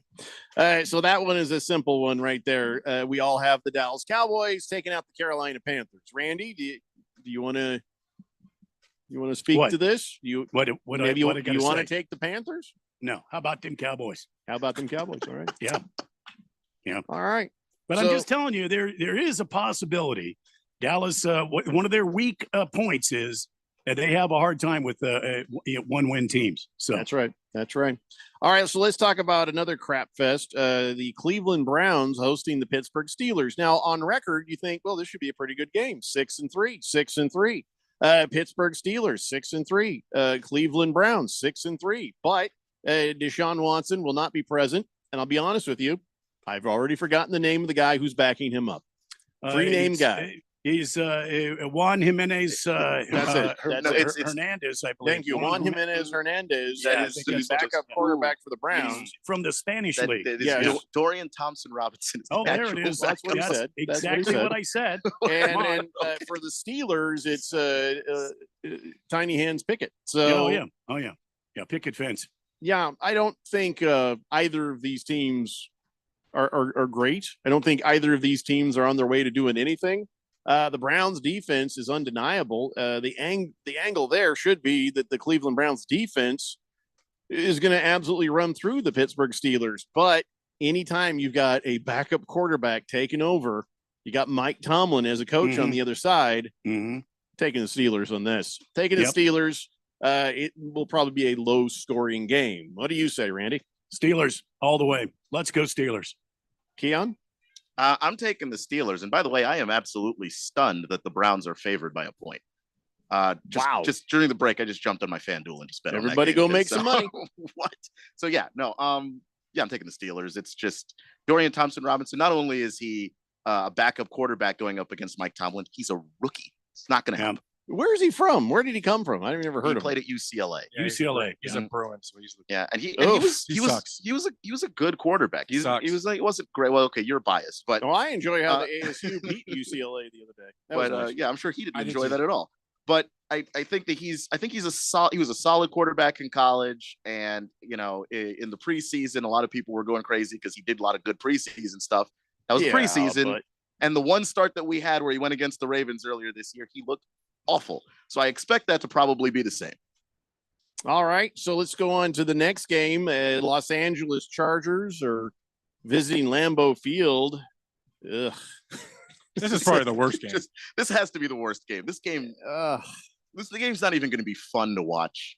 Yeah, if you're not a Chargers fan or a Packers fan, there's no reason to have this thing on. Even if you are. I don't even have fantasy football players from either of these teams, I don't think.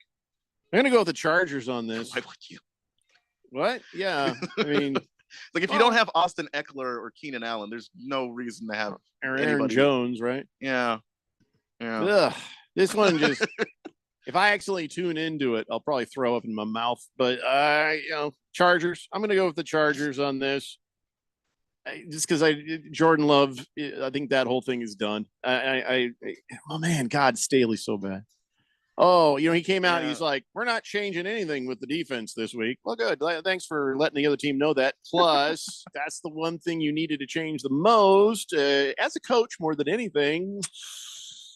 Yeah, God, I don't feel good about taking the Chargers, but I'm going to take the Chargers. I'm going to take the Packers. I don't think if you pick any team in this game, talk me out of my pick, please. I don't think anybody should feel good about anything being picked in this game. I don't feel good about this at all. But the Chargers have the 31st ranked defense, man. Like it's bad. They give up a lot of yards, and say what you want about Jordan Love, but he takes the yards if you're just giving them away. So there's that, and they can run the ball really well. And I don't think that the Chargers offense has been consistent. So they have games where they could blow you out. They also have games where ball's just not moving, and the Packers don't have a bad defense. Ralph?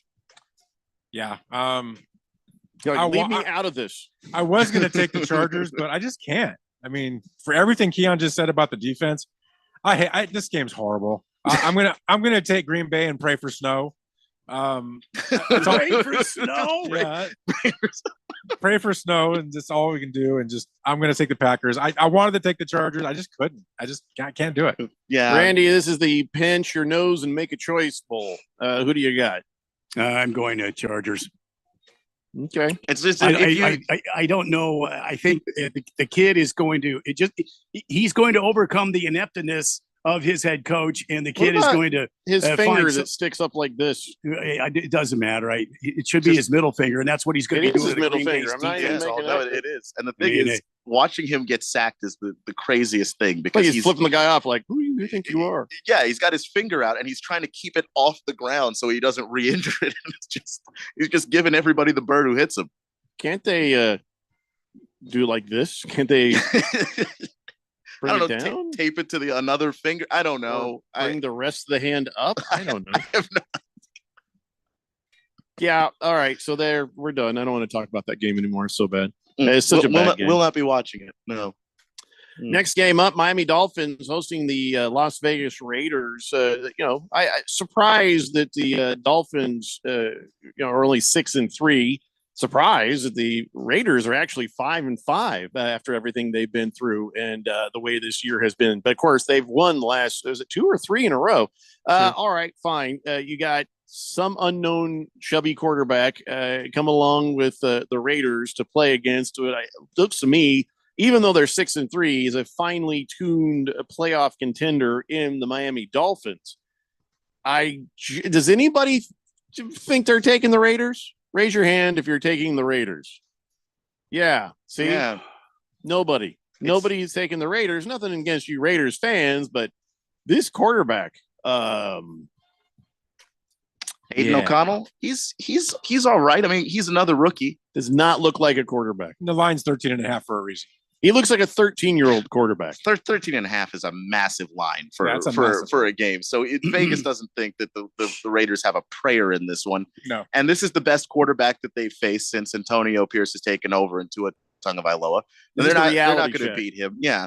And the Dolphins haven't lost yet at home where they're playing. So easy game. No, just take the Dolphins. All right, so moving on to the next ridiculous game. Jacksonville Jaguars at home against the Tennessee Titans. We're all taking the Jaguars, right? Yes. Yeah. I think the Titans can find a way to win with D-Hop because he's been a big part of their offense since Will Levis took over. I don't know what it was with Ryan Tannehill, but he could not find D-Hop if his life depended on it, which is weird because that's the best receiver on your team.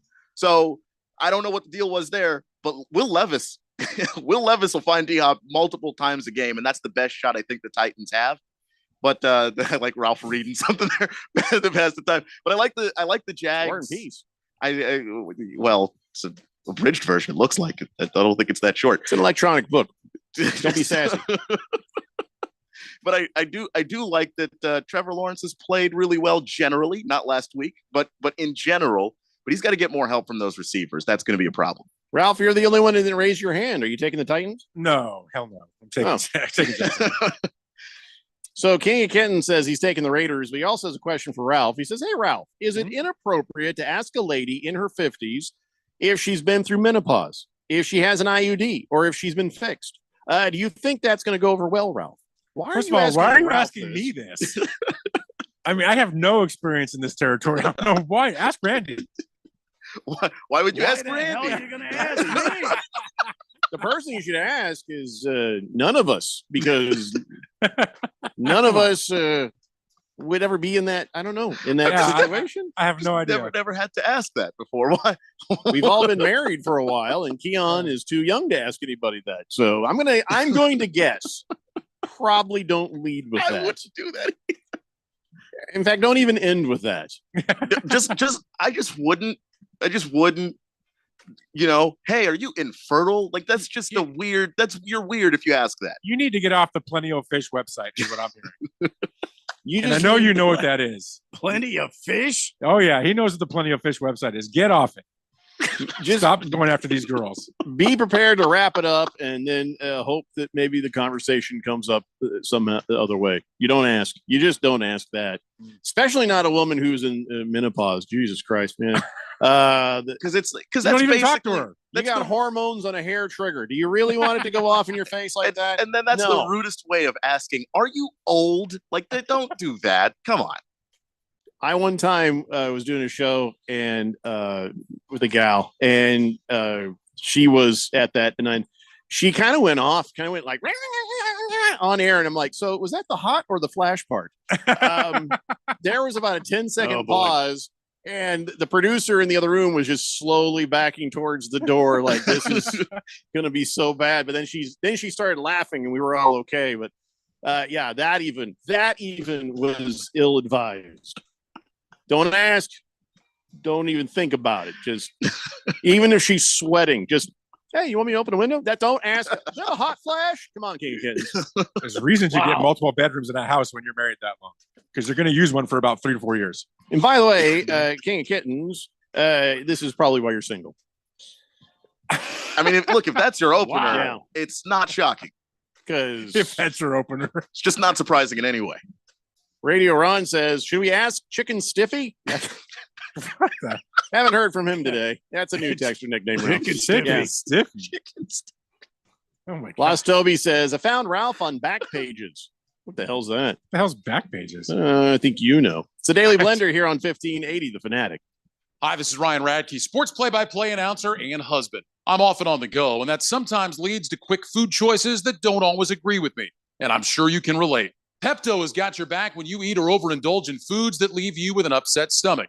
It provides fast and effective 5-symptom relief of nausea, heartburn, indigestion, upset stomach, and diarrhea. Pepto-Bismol is available in liquid and convenient options like chews, liquid caps, or tablets. Keep it handy, use as directed, and please keep out of reach of children. Hey everybody, it's Mark Asher back to tell you about my great friends over at the Lund Mortgage Team. For years, I've been telling you about refinancing, new home loans, all the great stuff that the Lund Mortgage Team can help you with from start to finish. Now, things have gotten a little crazy, right? The rates were bouncing all over the place. Now they're officially higher than they've been in a long time. And now more than ever, I think it's important to have a mortgage professional that has been there, done that. Any Yahoo can sell you a mortgage when it's 2.75%. Those people are going away. The real professionals are the ones that are staying in business and helping their clients through this kind of tough time out there as far as mortgage rates are concerned. Those people are the Lund Mortgage Team. Matt Oliver, Lisa Lund, they've owned this team for a long time, over 2 decades in the Valley. They are the best in the business, and they will walk you through the process, whether it's refinancing now or probably more importantly, a new home loan. Let them do all the heavy lifting for you. Call today, 623-875-9940. That's 623-875-9940. or online, lundmortgage.com. This holiday, the Home Depot is helping you get gifts that keep on giving by making sure they keep on going.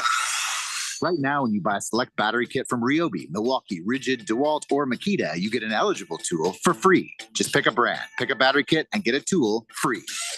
Give the gift of more doing this holiday with the Home Depot. How doers get more done. Valid at participating stores and online. One per transaction. Discount taken at checkout. Full eligible tool list in store and online. Valid October 23rd, 2023 through January 28th, 2024. Greg Clark Automotive Specialist, located on the southwest corner of Bethany Home and 19th Avenue, servicing Valley automobiles for 44 years. And we're offering our fall inspection on the belts, water pump, radiator, and hoses. Also, our brake service inspection, recommended every year to prevent repairs and ensure top performance. For guaranteed family touch service, contact us at 602-246-2881. Highly rated by Google. Online at gregclarkautomotive.com. Mention the Fanatic to get 10% off. 80% of youth in Arizona don't drink, smoke, or use drugs. Want to know the reason why? It's you. Kids say not disappointing their parents is one of the main reasons they choose not to drink or use drugs. Visit talknowaz.com because while you might worry you aren't getting through, you are.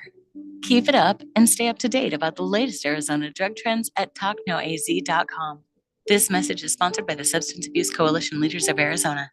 So, what's your favorite thing about sports? The excitement, the action, or the 5-meat pizza and the six-pack? Bingo. That's what we thought. 1580 and 99.3 The Fanatic, and always on at 1580thefanatic.com.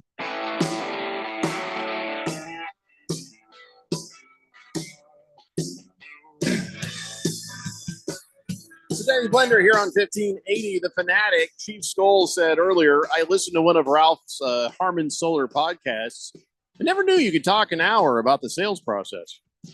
Did you do a show on the sales process? Yeah, what we did is we brought in the two pieces of it. So if you call up the Harmon and you set an appointment, we brought in one of our major appointment setters to understand what you would experience, why she asked certain questions, so you knew what you were going to get into.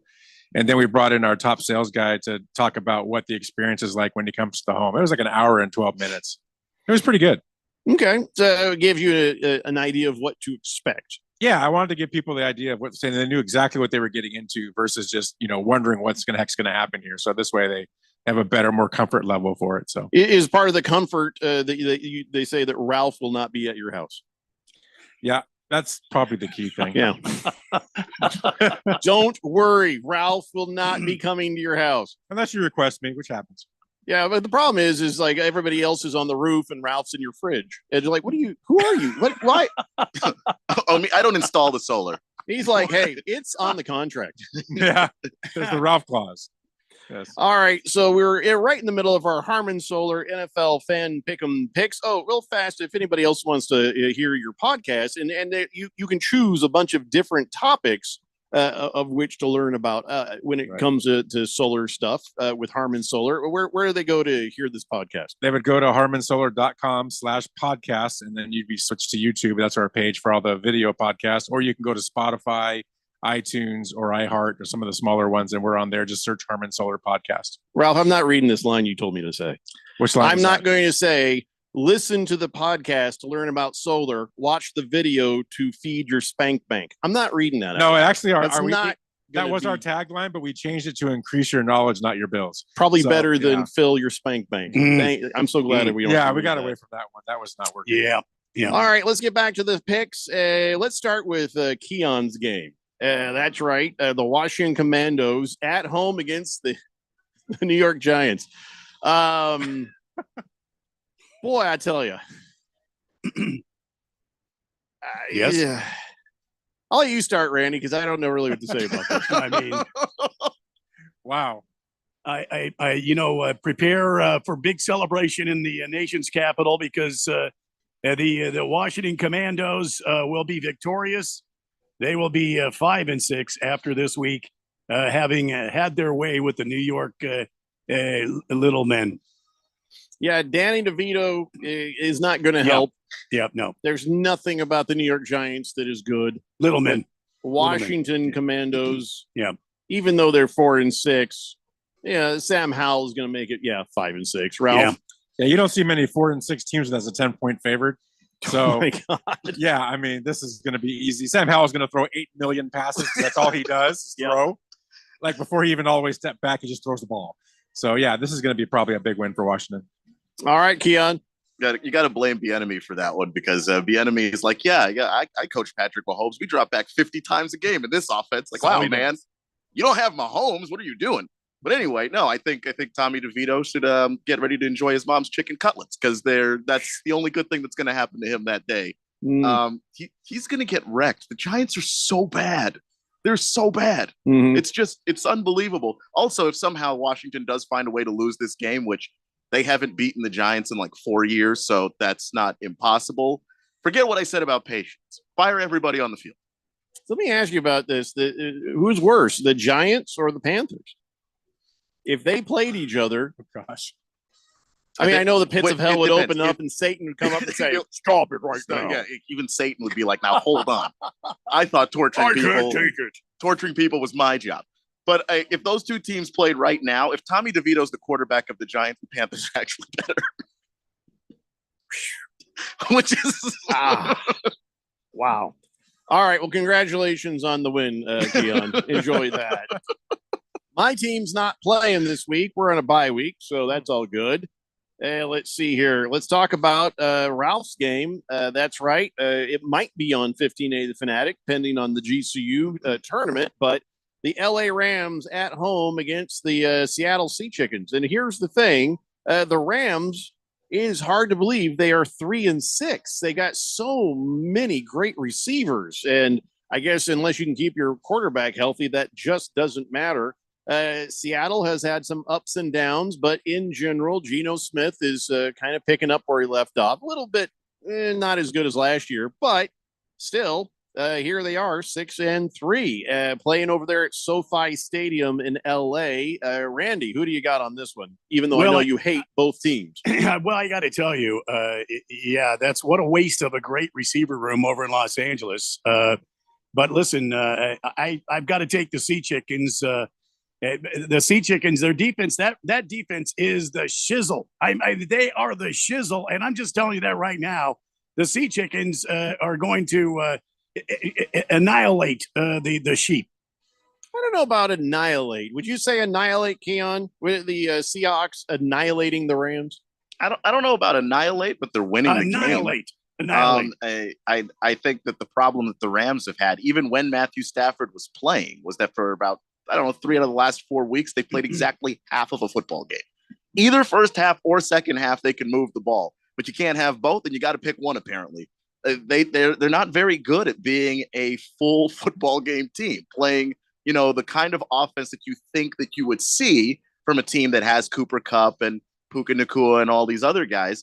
You would expect a little bit more for 60 minutes, but you don't really get it with them. And I think that, like Randy said, that Seahawks defense is the real deal. And you can't really have an inconsistent ball game against the defense that good. I hate to say it, Seahawks win this game.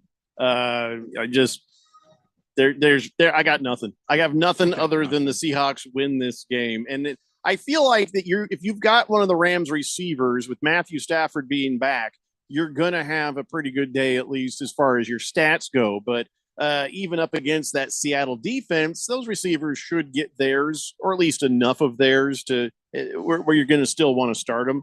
But overall, the Seattle Seahawks are just a better team than the Rams. And, well, here comes Ralph to rub our noses in it. No, I mean, I'm going to say I agree with you. This defense is for real, and they're getting better every week.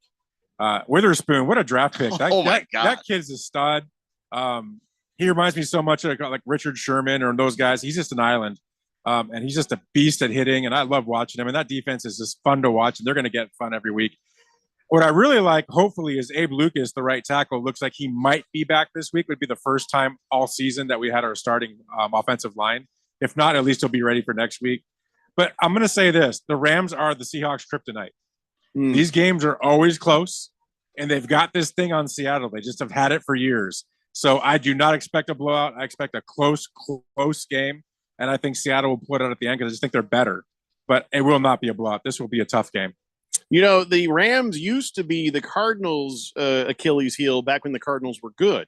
And, you would always be like, how is this happening?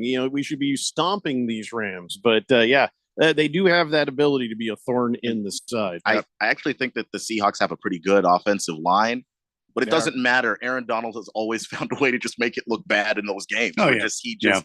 Whatever it is, there's something about specifically Seahawk games that Aaron Donald just goes crazy. But the Geno line will be tested. The line this year, though, has really protected Geno well. So I'm curious to see how that goes. And man, their defense gets after the other quarterback. They've been sacking people like crazy. So Stafford better watch out. They might put him right back on the IR. Lost Toby says Rams by 8. That's why you're lost, Toby. It's not lost, Toby. It's lost, Toby. No, he's lost. All right, so let's get on now to the Arizona Cardinals, who really shouldn't win any more games this year if they know what's good for them. But, of course, they're going to try to win some games. And Kyler Murray is back. They have, twice as many wins now as they did before Kyler Murray came back. And they got the Houston Texans in their crosshairs. All right, Keon, I know you took a lot of crap for your anal analysis earlier, but we need some actual analysis on this. Because the Houston Texans with C.J. Stroud, he's been doing great. I don't know about this Texans defense, so give me the 411 on how Houston will fare against the Cardinals defense. Yeah, I think I'll start with the Cardinals defense because I think the Cardinals defense is one where if they had more talent, they could be even better. But the guys that are there play their butts off. Like we were making fun of that Jonathan Gannon speech at the beginning of the season where he was saying he wanted killers. Yeah. And he was saying it in the most monotone voice. Like, I don't know who decided that they were going to run through a wall for that, but the Cardinals defense has done that. They've been better than they should be throughout the season so far. So you at least got to give them credit for that. And then, offensively, they got Kyler Murray playing really well. He adds that dimension of being able to run even better than Joshua Dobbs had. And he has all of the weapons that Trey McBride has emerged, by the way, as the top tight end. The Texans defense is just really good, though. D'Amico Ryans has put together something absolutely insane.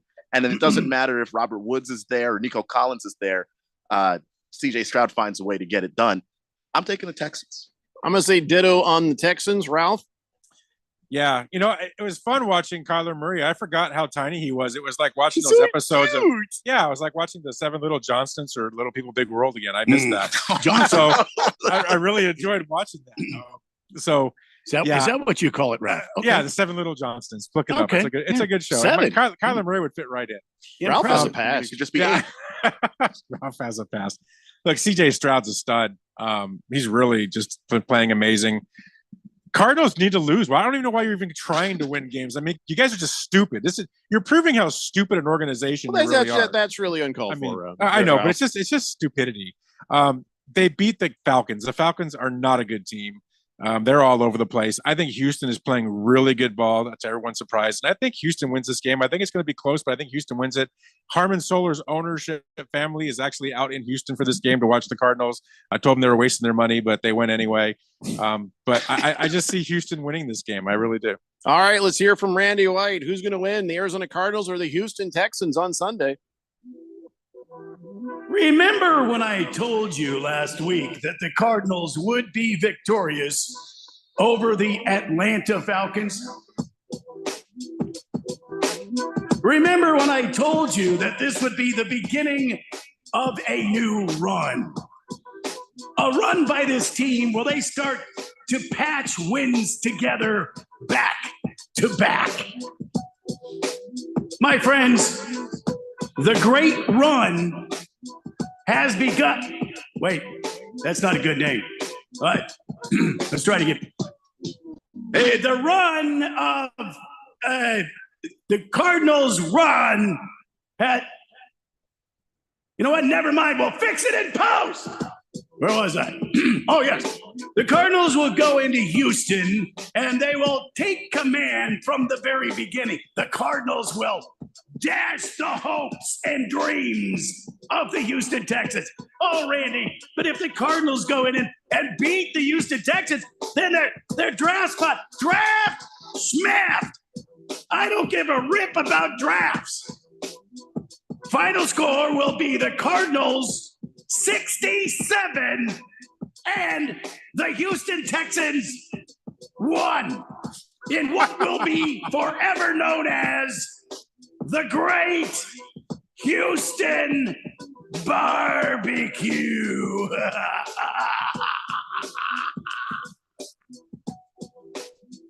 I feel like this would be post, Randy. I feel like okay. Just forget it. We'll fix it in post. It's a little bit late, but okay. All right. That was good music. Yeah. All right. 67-1. Yep. That would be a scoregami. I'm pretty sure that's a scoregami, right? Damn there. right. I mean, any score with just one in it would be a scoregami. Draft smaffed. I don't care. Have they scored 67 points all year? Total? Yeah. Yeah. They Have they? Oh, okay.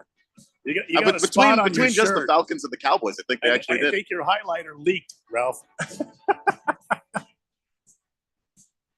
I feel like you should be picking up trash on the highway wearing that.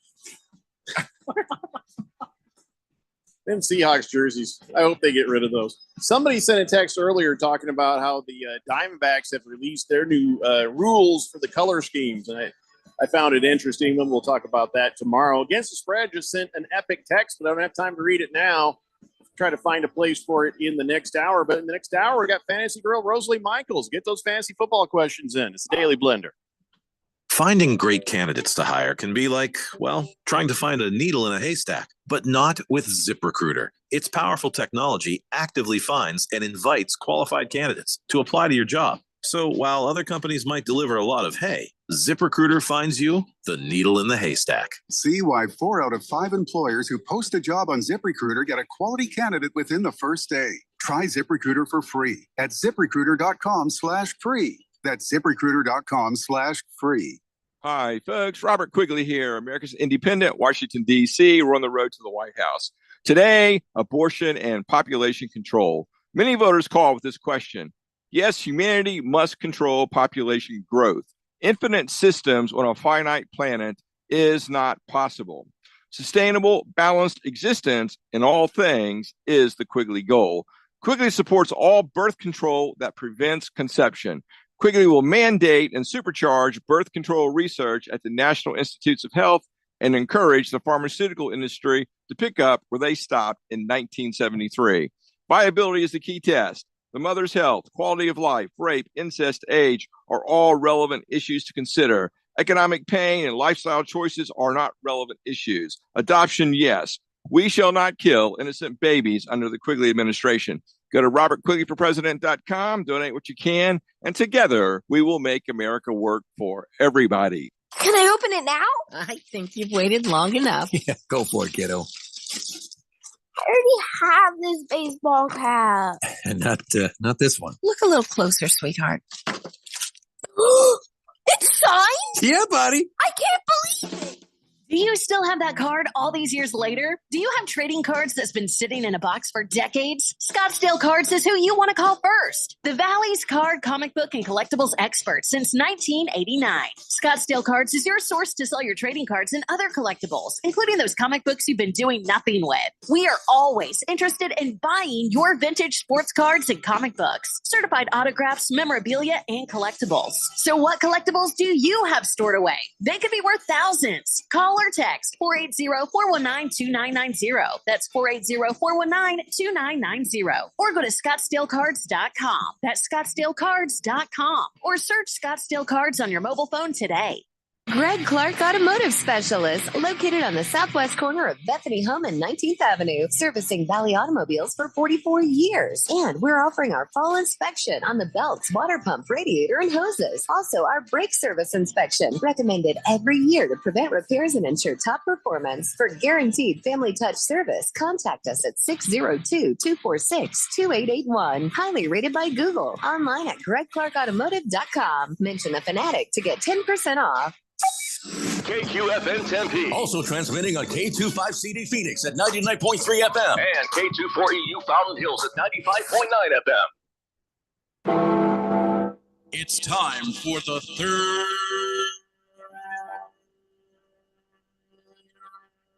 hour. All right, people, settle down because it's time. Time for what? Showtime. When does it start? Right now. 3, 2. What? Let's get on with the show. Let's do it.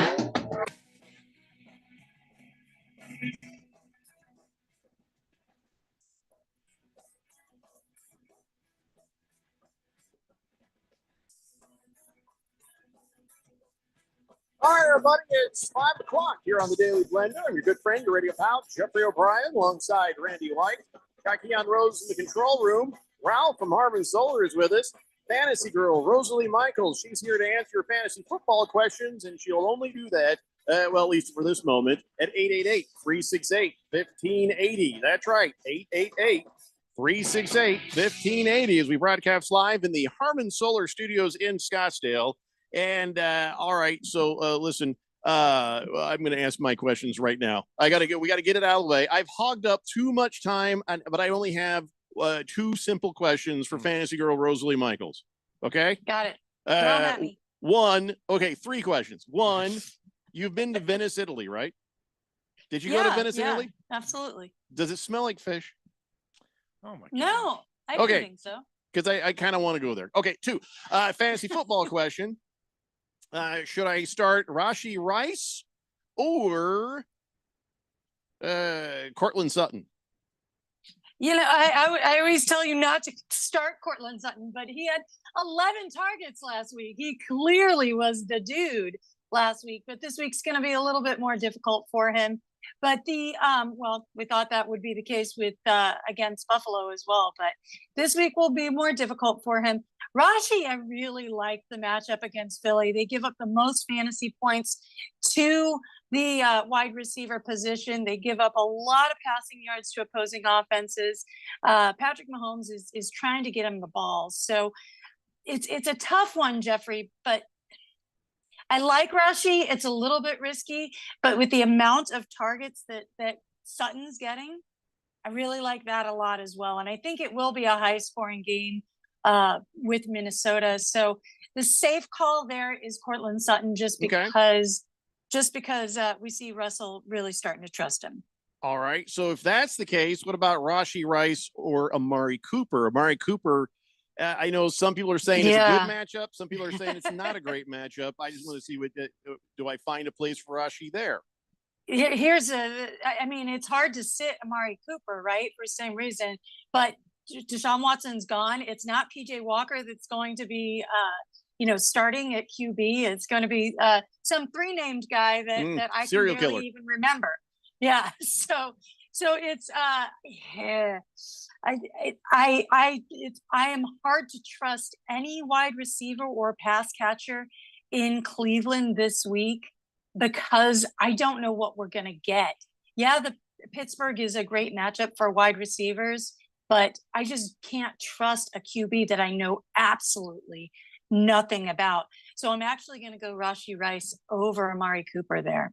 Okay. And, what's funny is I needed a tight end because my other tight end was on a bye week, and I grabbed Njoku right before they announced what was going on with Deshaun. Yeah. I am not going to win this week. I think that's but at least with the tight end position, it's a scramble, kind of thing where if a QB gets in trouble and he's supposed to be throwing the ball, at least he's got the tight end there that he can dump it off to. So it's not terrible. I love Njoku, but like I said, it's hard to trust anybody on that Cleveland pass catching. Yeah, you know what? If it's a Kareem Hunt and Jerome Ford, I think we're going to see a lot of Jerome Ford this week. So plus, this is going to be a very, very low scoring game. The over under on this is 32. It's like one of the second least total in the past 10 years in the entirety of the NFL. So they're really not expecting a lot of score out of this game, and neither am I. So how about Tyler Higbee now that Stafford's back? Yeah, I like Higbee better than Njoku there. At least you got Stafford. He's a trusted. The problem with Higbee is he either has a decent game. He never has really great games. He either has a decent game or he blanks it. But you may get a blank out of Njoku as well. So right. I think I like the risk of Higbee better than Njoku, honestly. Okay, those were my 3 questions. I'll stop hogging all the time. Who wants to go next? I do.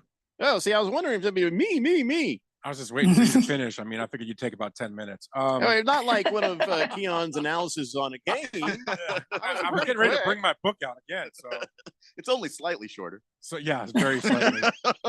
So I've got Jared Goff and I've got Josh Allen. And is it time to rethink starting Josh Allen? I mean, he's just yeah, well, especially this week. So Jared Goff has a smash spot start this week, so it's really no question. I say that and watch Josh Allen's going to come out and finally do something, even though the matchup's not great. Actually, the Jets defense against the QBs has been really good. Yes, they let up a lot of points to opposing offenses, but they let up the 6th least amount of fantasy points to opposing QBs, the 3rd least passing yards per game to opposing offenses. So yeah, and with Jared Goff in a smash spot the way he is for against Chicago in what's going to be a high scoring game, yeah, I don't mind the Jared Goff over Josh Allen there. Okay, I think I'm going to do it. It's taken a while for Jared Goff to get to a point where, because he's always pretty solid with fantasy numbers, but this year it seems like it's taken him a second to kind of get in there and settle in. No, he's had some really fantastic games. Really? He really has. Oh, well, yeah, I've got him in another league. So okay, I guess I'm wrong on that. I've got him in another league, and he's got so many great pass catchers now, right? He's obviously everybody knows about Amon-Ra, but he's got the good running backs he can throw to as well. He's got the tight end there, Laporta, that he trusts and is throwing to. So yeah, he's had a really good season. So what made me think that is his game against Kansas City. He only had 18.5 points, and then in week 4 he had 15 points, and then 7 and 8 he was under 20 on those. So for some reason my brain cooked in that he just wasn't doing well. But the other weeks, he's been killing it, Ralph. Like he's back to solid then, I guess. Yeah. I mean, Allen's just been weird this year. So yeah, I have a feeling. I mean, we see when people start chirping, and it wasn't Diggs.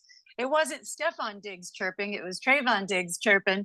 Right. But when we see chirping happening, then usually something gets corrected. So there may be a correction, but I don't think it happens again this week with the Jets. Buffalo and the Jets usually are a very low scoring game, and it shows it in the over under this week with 39. Yeah, Buffalo's favored, but again, the Jets against the pass, they give up the least amount of fantasy points to wide receivers too. So there's just not a lot going on there. At the running back position, James Cook could be a start over there. But, the tight end position has been something that you can rely on there in Buffalo as well. But, I don't mind you not trusting Josh Allen this week and going with Goff. I think it's smart play. All right, Randy, it's your turn. Well, the only one that I have, because I'm falling like a bag of rocks to the bottom of the ocean quickly. So I'm going to forgo Lamar Jackson. I'm going to bench him, and I'm starting Brock Purdy because of the matchup this week. Yes. I think that's a wise choice as well. Yeah, I think it's a wise choice as well. I think we're going to see still, what we're seeing now with Baltimore and what we're not used to is the running backs actually scoring the touchdowns, right? It's usually Lamar Jackson scoring those touchdowns. So he's taken a hit because of that. He is throwing the ball a lot more. They're doing a lot more with him. It's just not great.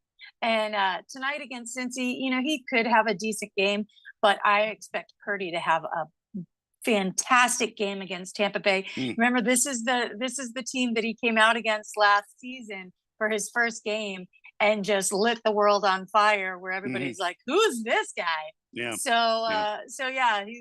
got Debo back. He and Kittle have kind of found some stuff going on there. And Tampa Bay is actually really good against the run, not as good against the pass. So I don't mind the call of Purdy over Lamar this week. My only other question is, should I start DeAndre Hopkins or should I start Chris Godwin?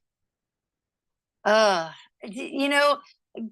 is just not. Evans is a great start this week, so I like Godwin. It's hard to sit D-Hop, especially against Arizona. You want to play him. It's the revenge game.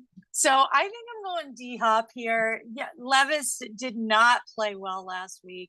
He definitely showed the rookie-dom after his first week where he was just like, wow, this guy should have been drafted sooner. And then you're like, oh, that's what happened. That's why he didn't go. But I like D-Hop in a revenge game narrative against Cardinals. Yeah, but he's playing against Jacksonville. Am I in the wrong week? Am I in the wrong week? Jacksonville is what week is it? Playing the Tennessee Oh, Titans. wait, am I in the wrong week? Am I in the Jacksonville wrong week? is hosting the Tennessee Titans. Yeah. Oh my gosh. Hold on 1 second. Wait, please. All the advice she just gave, throw it away. No. Hold on, While you're Oh, updating, yeah. I will throw Wait a out a minute. quick Dorian Thompson-Robinson fact. He got the start from the Browns back in week 4. They scored 3 points and he threw 3 interceptions. So those are all the things you need to know about him. He's bad. I've already He's dropped bad. Njoku. You've already dropped. Already done it. Yeah. This is I'm on week 11. Yeah. Week 11, Jacksonville at home against the Tennessee Titans. Yeah. Okay. Never mind. I was looking at Houston versus Arizona. Do you want to know change what? your advice I just now? got back. No.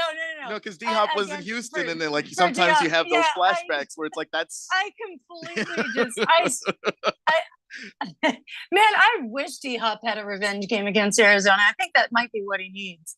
So I think that's what needs to happen. So I am on the right week. I just completely was looking at Houston instead of Tennessee you'll have to forgive me. I just got back into town. I was doing an event with Drew Bledsoe, actually. Well, that'll drain the hell out of you. Yeah. No, do not go after my boy Drew. He's a good boy. He's a great guy. So don't talk about my boy Drew like that. Well, if he's going to ruin the fantasy football advice, I'm going to have a problem with him. I'm going to have a problem with him. All right, Keon, He'll it's tell your you turn. himself he's terrible at fantasy. So anyway, all right. I'm still leaning D-Hop a little bit there over Godwin. Still my choice. Okay. So. All right, Keon, your turn. I'm going to stubbornly continue to play Lamar Jackson because every time I bench him, that's the biggest game of the season for him. So I'm just not going to let that happen on Thursday night when that's the only game that's on, and then I have to sit there and watch him put up 40 points from my bench. I might not come into work tomorrow if that were to happen. So that's the way it does happen, Keon. You're absolutely right. Yeah, it's just that's just been the story of my life. So would you play Sam Howell over Lamar Jackson? I thought about it. I've moved him in and out of the lineup this whole week, but I'm ending on Lamar. I'm starting Lamar today. Is he right, Rosalie? Should he play Sam Howell or Lamar Jackson? I would go Lamar Jackson over Sam Howell. I think they're pretty equal in terms of the matchup with Washington against the Giants, right? You are right. I expect that to be a lower scoring game. Sam Howell, he has good games and he has bad games. Shockingly, though, you look at Sam Howell and he's the passing leader, right? So it's kind of hard to bench the guy. But for Lamar, the enemy throws the ball 50 times a game. Like he just has so many more throwing opportunities than any other human playing football right now. But he's got all the opportunities. I think he's just not as on target as we'd like him to be. He's definitely throwing the ball a lot.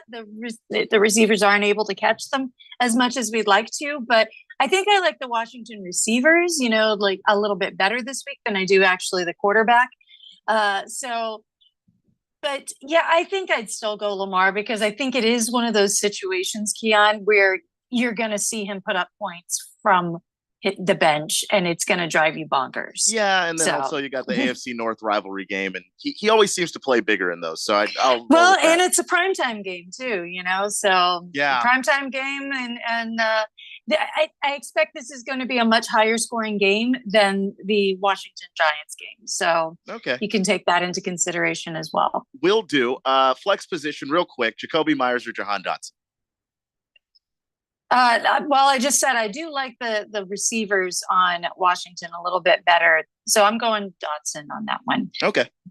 All right. Well, line of questions is very, very long. And so we're going to have to get cranking. But real fast, I want to give Against the Spread his moment because when he sent in that text, we were jibber jabbering there. But this is something, of course, whenever Against the Spread says something people make money. So let's see what he has to say. He says, I hope you guys have been enjoying my NCAA picks this year. I was 5-3 last week, including that juicy Utah and over parlay pick. I got a special Thursday night pick for the people tonight. Ravens have traditionally slumped in the second half of the season while Bengals heat up. Vegas has given Cincinnati 3.5 points, and Vegas always gives the home team 3 points in contests like this, which means this should be an even money game. Cincinnati plus 3.5 to cover is the play tonight. Take the Bengals, take the points, take it to the freaking bank, and always gamble responsibly and practice money management. So there you go, against the spread with some valuable advice. Now let's get to Rosalie Michaels' advice, fantasy girl, answering your fantasy football questions. And here we go. Fubar 1000 says, howdy. Would you play 2 tight ends? Because I'm considering playing Jake Ferguson and George Kittle. Yeah, with those 2, why not, right? Yeah, when you say 2 tight ends, it depends on which 2 tight ends. And Ferguson just gets too many targets to not play him, and Kittle has been playing really well, and he's been somebody that Purdy is looking to. So I don't blame that. It depends on what your other options are, but I don't mind it at all. McMama says, question for Rosalie. Start Allen, Burrow, or Dobbs? Allen, Burrow, or Dobbs. Got it. Well, we were just talking about, until I see Josh Allen start to play a little better, I'm just not doing it. I do like Burrow. Like I said, this week is that's going to be a high scoring game. Here's the problem. Baltimore lets up the least amount of fantasy points to the QB position. So I'm not sure where Cincinnati is going to get their points from. They're definitely going to score. And hey, against the spread was just saying he likes Cincy tonight. So Dobbs is an interesting little piece there. And against Denver, who lets up a lot of points to opposing offenses, a lot of points to opposing QBs.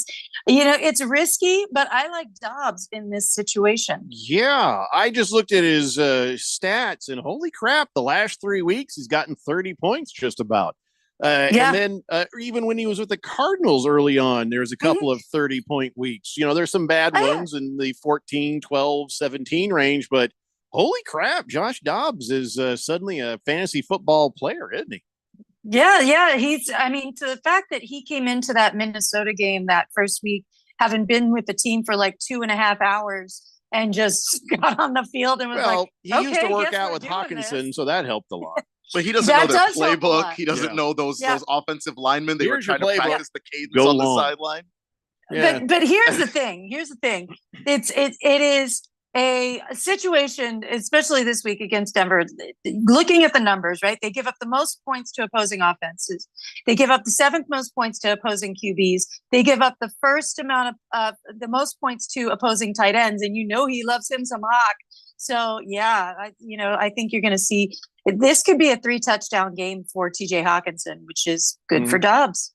All right, we got to crank up our speed here a little bit because time is starting to get short. One more before we go to break. Screaming Eagle says, fantasy football is so entertaining. Who do you like better at running back, Jahmyr Gibbs or Ty Chandler?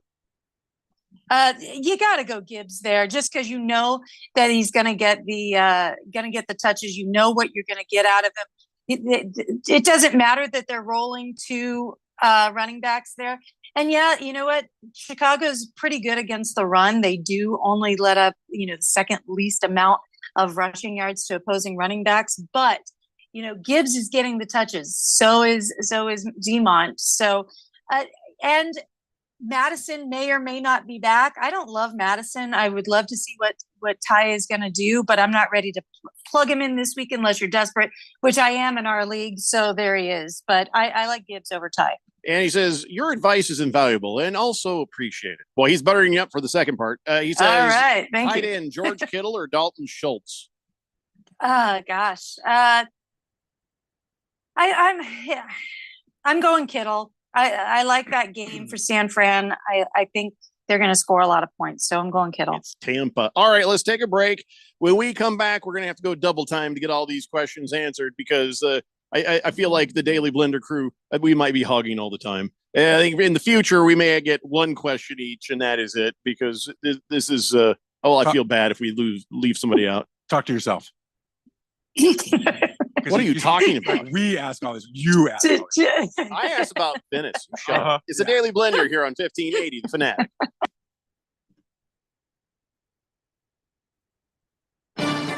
Scott Graham here from Thursday Night Football on Westwood One. Coming up, an AFC North battle between the 7-3 Ravens and the 5-4 Cincinnati Bengals. Lamar Jackson and Baltimore lead the division, but dropped the game last week, surrendering a 14-point fourth quarter lead to the Browns. Join us on air and on the free live stream, sponsored by AutoZone, on Thursday Night Football. Right here on 1580, The Fanatic.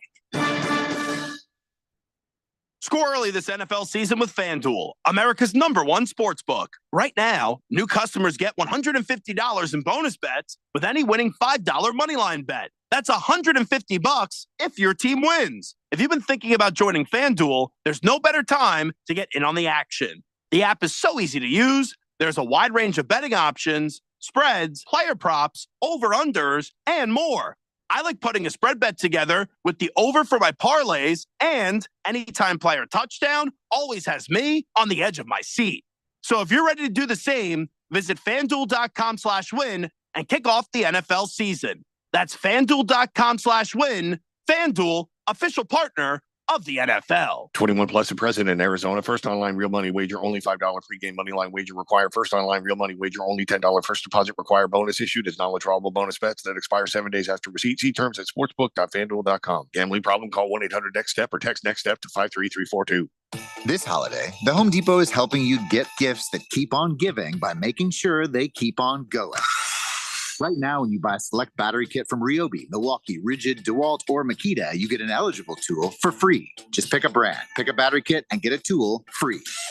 Give the gift of more doing this holiday with the Home Depot. How doers get more done.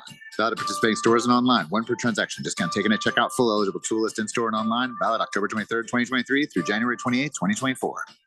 Don't like holiday ads in November? Well, neither do I. But if you want a custom at a wholesale price for the holidays, we have to tell you now. We can still build you custom jewelry in time for the holidays at wholesale. Hi, Diamond Dave. We bring you the lowest prices and exceptional service, ensuring your experience is as smooth as possible. And if you don't need a custom, we can still help you with our incredible selection of top quality diamonds. You can capture the spirit of the season and give a gift that will shimmer with memories for a lifetime. From stunning engagement rings to sparkling necklaces and earrings, we have the perfect present for every chapter of your love story. Make this holiday season truly unforgettable by choosing a diamond from me, Diamond Dave. We guarantee the highest quality and craftsmanship for an exceptional value. Call Diamond Dave at 480-397-2450. That's 480-397-2450. Or follow him on Instagram at Diamond Dave Cantor. That's at Diamond Dave, KANTOR. 1580 and 99.3 The Fanatic. Live and local.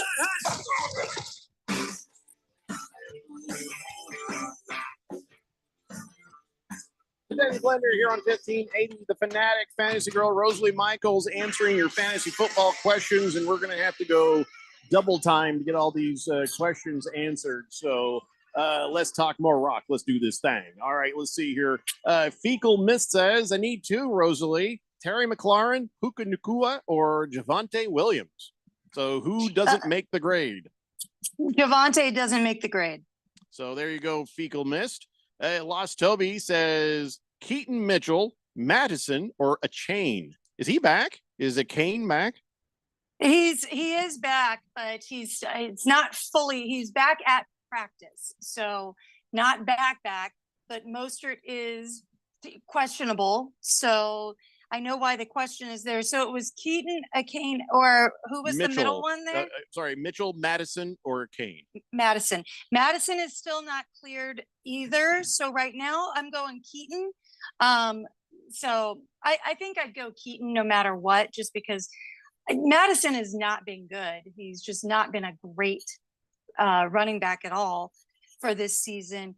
Kane, I'm still worried about his usage. So I'm going Keaton overall. Moist One wants you to set his lineup. We just don't have time for that. Tell him to send it to me on Twitter. Well, you're in the same league as him. Wait, and I'm Moist playing One. him this week, aren't I? Oh, yeah. She's not going to help you. Oaktown Destroyer says, I got Tua Tagovailoa or Joe Burrow. Which one? I'm going to go Tua. There you go. Stockton Slap says, I got a flex question. DJ Moore or James Cook? DJ Moore. Mr. Pringle says, Fantasy Girl, which 2 wide receivers should I start? Justin Jefferson, Tyreek Hill, or Jamar Chase? Well, Jefferson is not fully back yet. They have not cleared him yet, my understanding. So it was Jefferson, Chase, or who? Tyreek Hill. Oh, Tyreek. Always Tyreek. All right, let's see. Swave Dave says, pick 2, Collins, Brown, or Rice for number 2 in flex. Collins, Brown, or Rice. Collins still questionable. Brown, is he saying Marquise Brown, I'm assuming? Or AJ Brown, I don't know. Yeah, well, I don't think he'd question AJ Brown. I think he's a no-brainer. So I'm going Marquise. I think that he's going to have a much better this week with Kyler. Kiss the Cook says it's Rosalie Hotsy Totsy. I don't think we're going to do that. I don't think she wants to be called Hotsy Tot. Do you want to be called Hotsy Totsy? It doesn't bother me. Turns out, it's cutesy. It's cutesy. It's not offensive. He doesn't even have a question. Actually, I just realized that. Moving on. Swazman says, Rosalie, I want to bench Devontae Adams and DeAndre Hopkins and use Cortland Sutton and Brandon Ayuk instead. What do you think? I don't mind Ayuk. Especially for D-Hop, D-Hop, it's hard. I think Devontae Adams, you have to keep plugging him in. And I know, I get it, my friend. I'm feeling the pain myself as well. But against Miami, that's going to be a high-scoring game. It is, they give up a lot of points. He's going to have his breakout. It's kind of like what, Keon was saying earlier. It's the day that you put him on the bench that he scores 40 points for you. And so I think you got to keep Adams. I don't mind Ayuk at all instead of D-Hop though. Battle of 51, that's a question for her husband. Don't ask her boxers or briefs or anything like that. That you could send a message to him instead. Dr. Danger says Burrows or Tagovailoa. Did we answer that one already? Yep, but he might have the same question. So same answer. Might be the same guy, Dr. Danger. What was the answer again? Tua. There you go. Robert from Surprise says, hi, Rosalie. I'm 2-8. No fantasy question. All right, you're not helping. T-Licious says, thanks for the advice last week. Gus the Bus did Jack. Should I start Howell or Fields? I only have Fields because I got Moore as well. What? Huh. Okay, so he's thinking because he's got DJ Moore, he wants to stack it with Fields. Mm-hmm. So that's what he's thinking. I don't hate that. I don't hate the Fields and DJ Moore stack at all. Detroit, like I said, that's going to be a high scoring game. So stack Fields and DJ. Right. I like it. Dick Whiskers says Lamar Jackson or Tua. Lamar or who? Sorry, you cut out. Lamar Jackson or Tua. Oh, give me Tua. Swave Dave says Noah Brown. Noah Brown also is questionable. I don't think he's going to play, but if he does play and Nico does not, then I don't hate him. Gamecock says Goff or Fields. Goff. Choro says flex, Puka or Waddle, PPR. Keaton Mitchell, maybe worth a start. How many does he need? He's got Puka, he's got Waddle, and he's got Keaton. Yeah. And how many does he need? Just one? He did not indicate that, so I'm going to guess one. All right. I'm going Puka. Hefty Lefty says Keenan Allen with the AC joint sprain or Jefferson coming off IR against Surtain. Yeah, I like I said, I don't know. I'd go Allen there. I'm not sure about just Jefferson yet. And Moist One, he's upset. He says, I was saying she could pick 2 players for me to sit against her. I'm trying to help her. Oh, that is so condescending. I love that framing. All right, watch. You know what? Be careful, Moist One. Watch what happens. Watch what happens, my friend. Lindale Mullet says pork belly or brisket. Brisket. I don't think you can go wrong, actually. So, Fantasy Girl Rosalie Michaels, you can find her on the Twitter at Rosalie Michaels. We'll see you guys tomorrow at 3 p.m. And Thursday Night Football is up next here on 1580, The Fanatic. This is Brian Musburger. Don't miss Betting Across America, Saturdays at 11 a.m.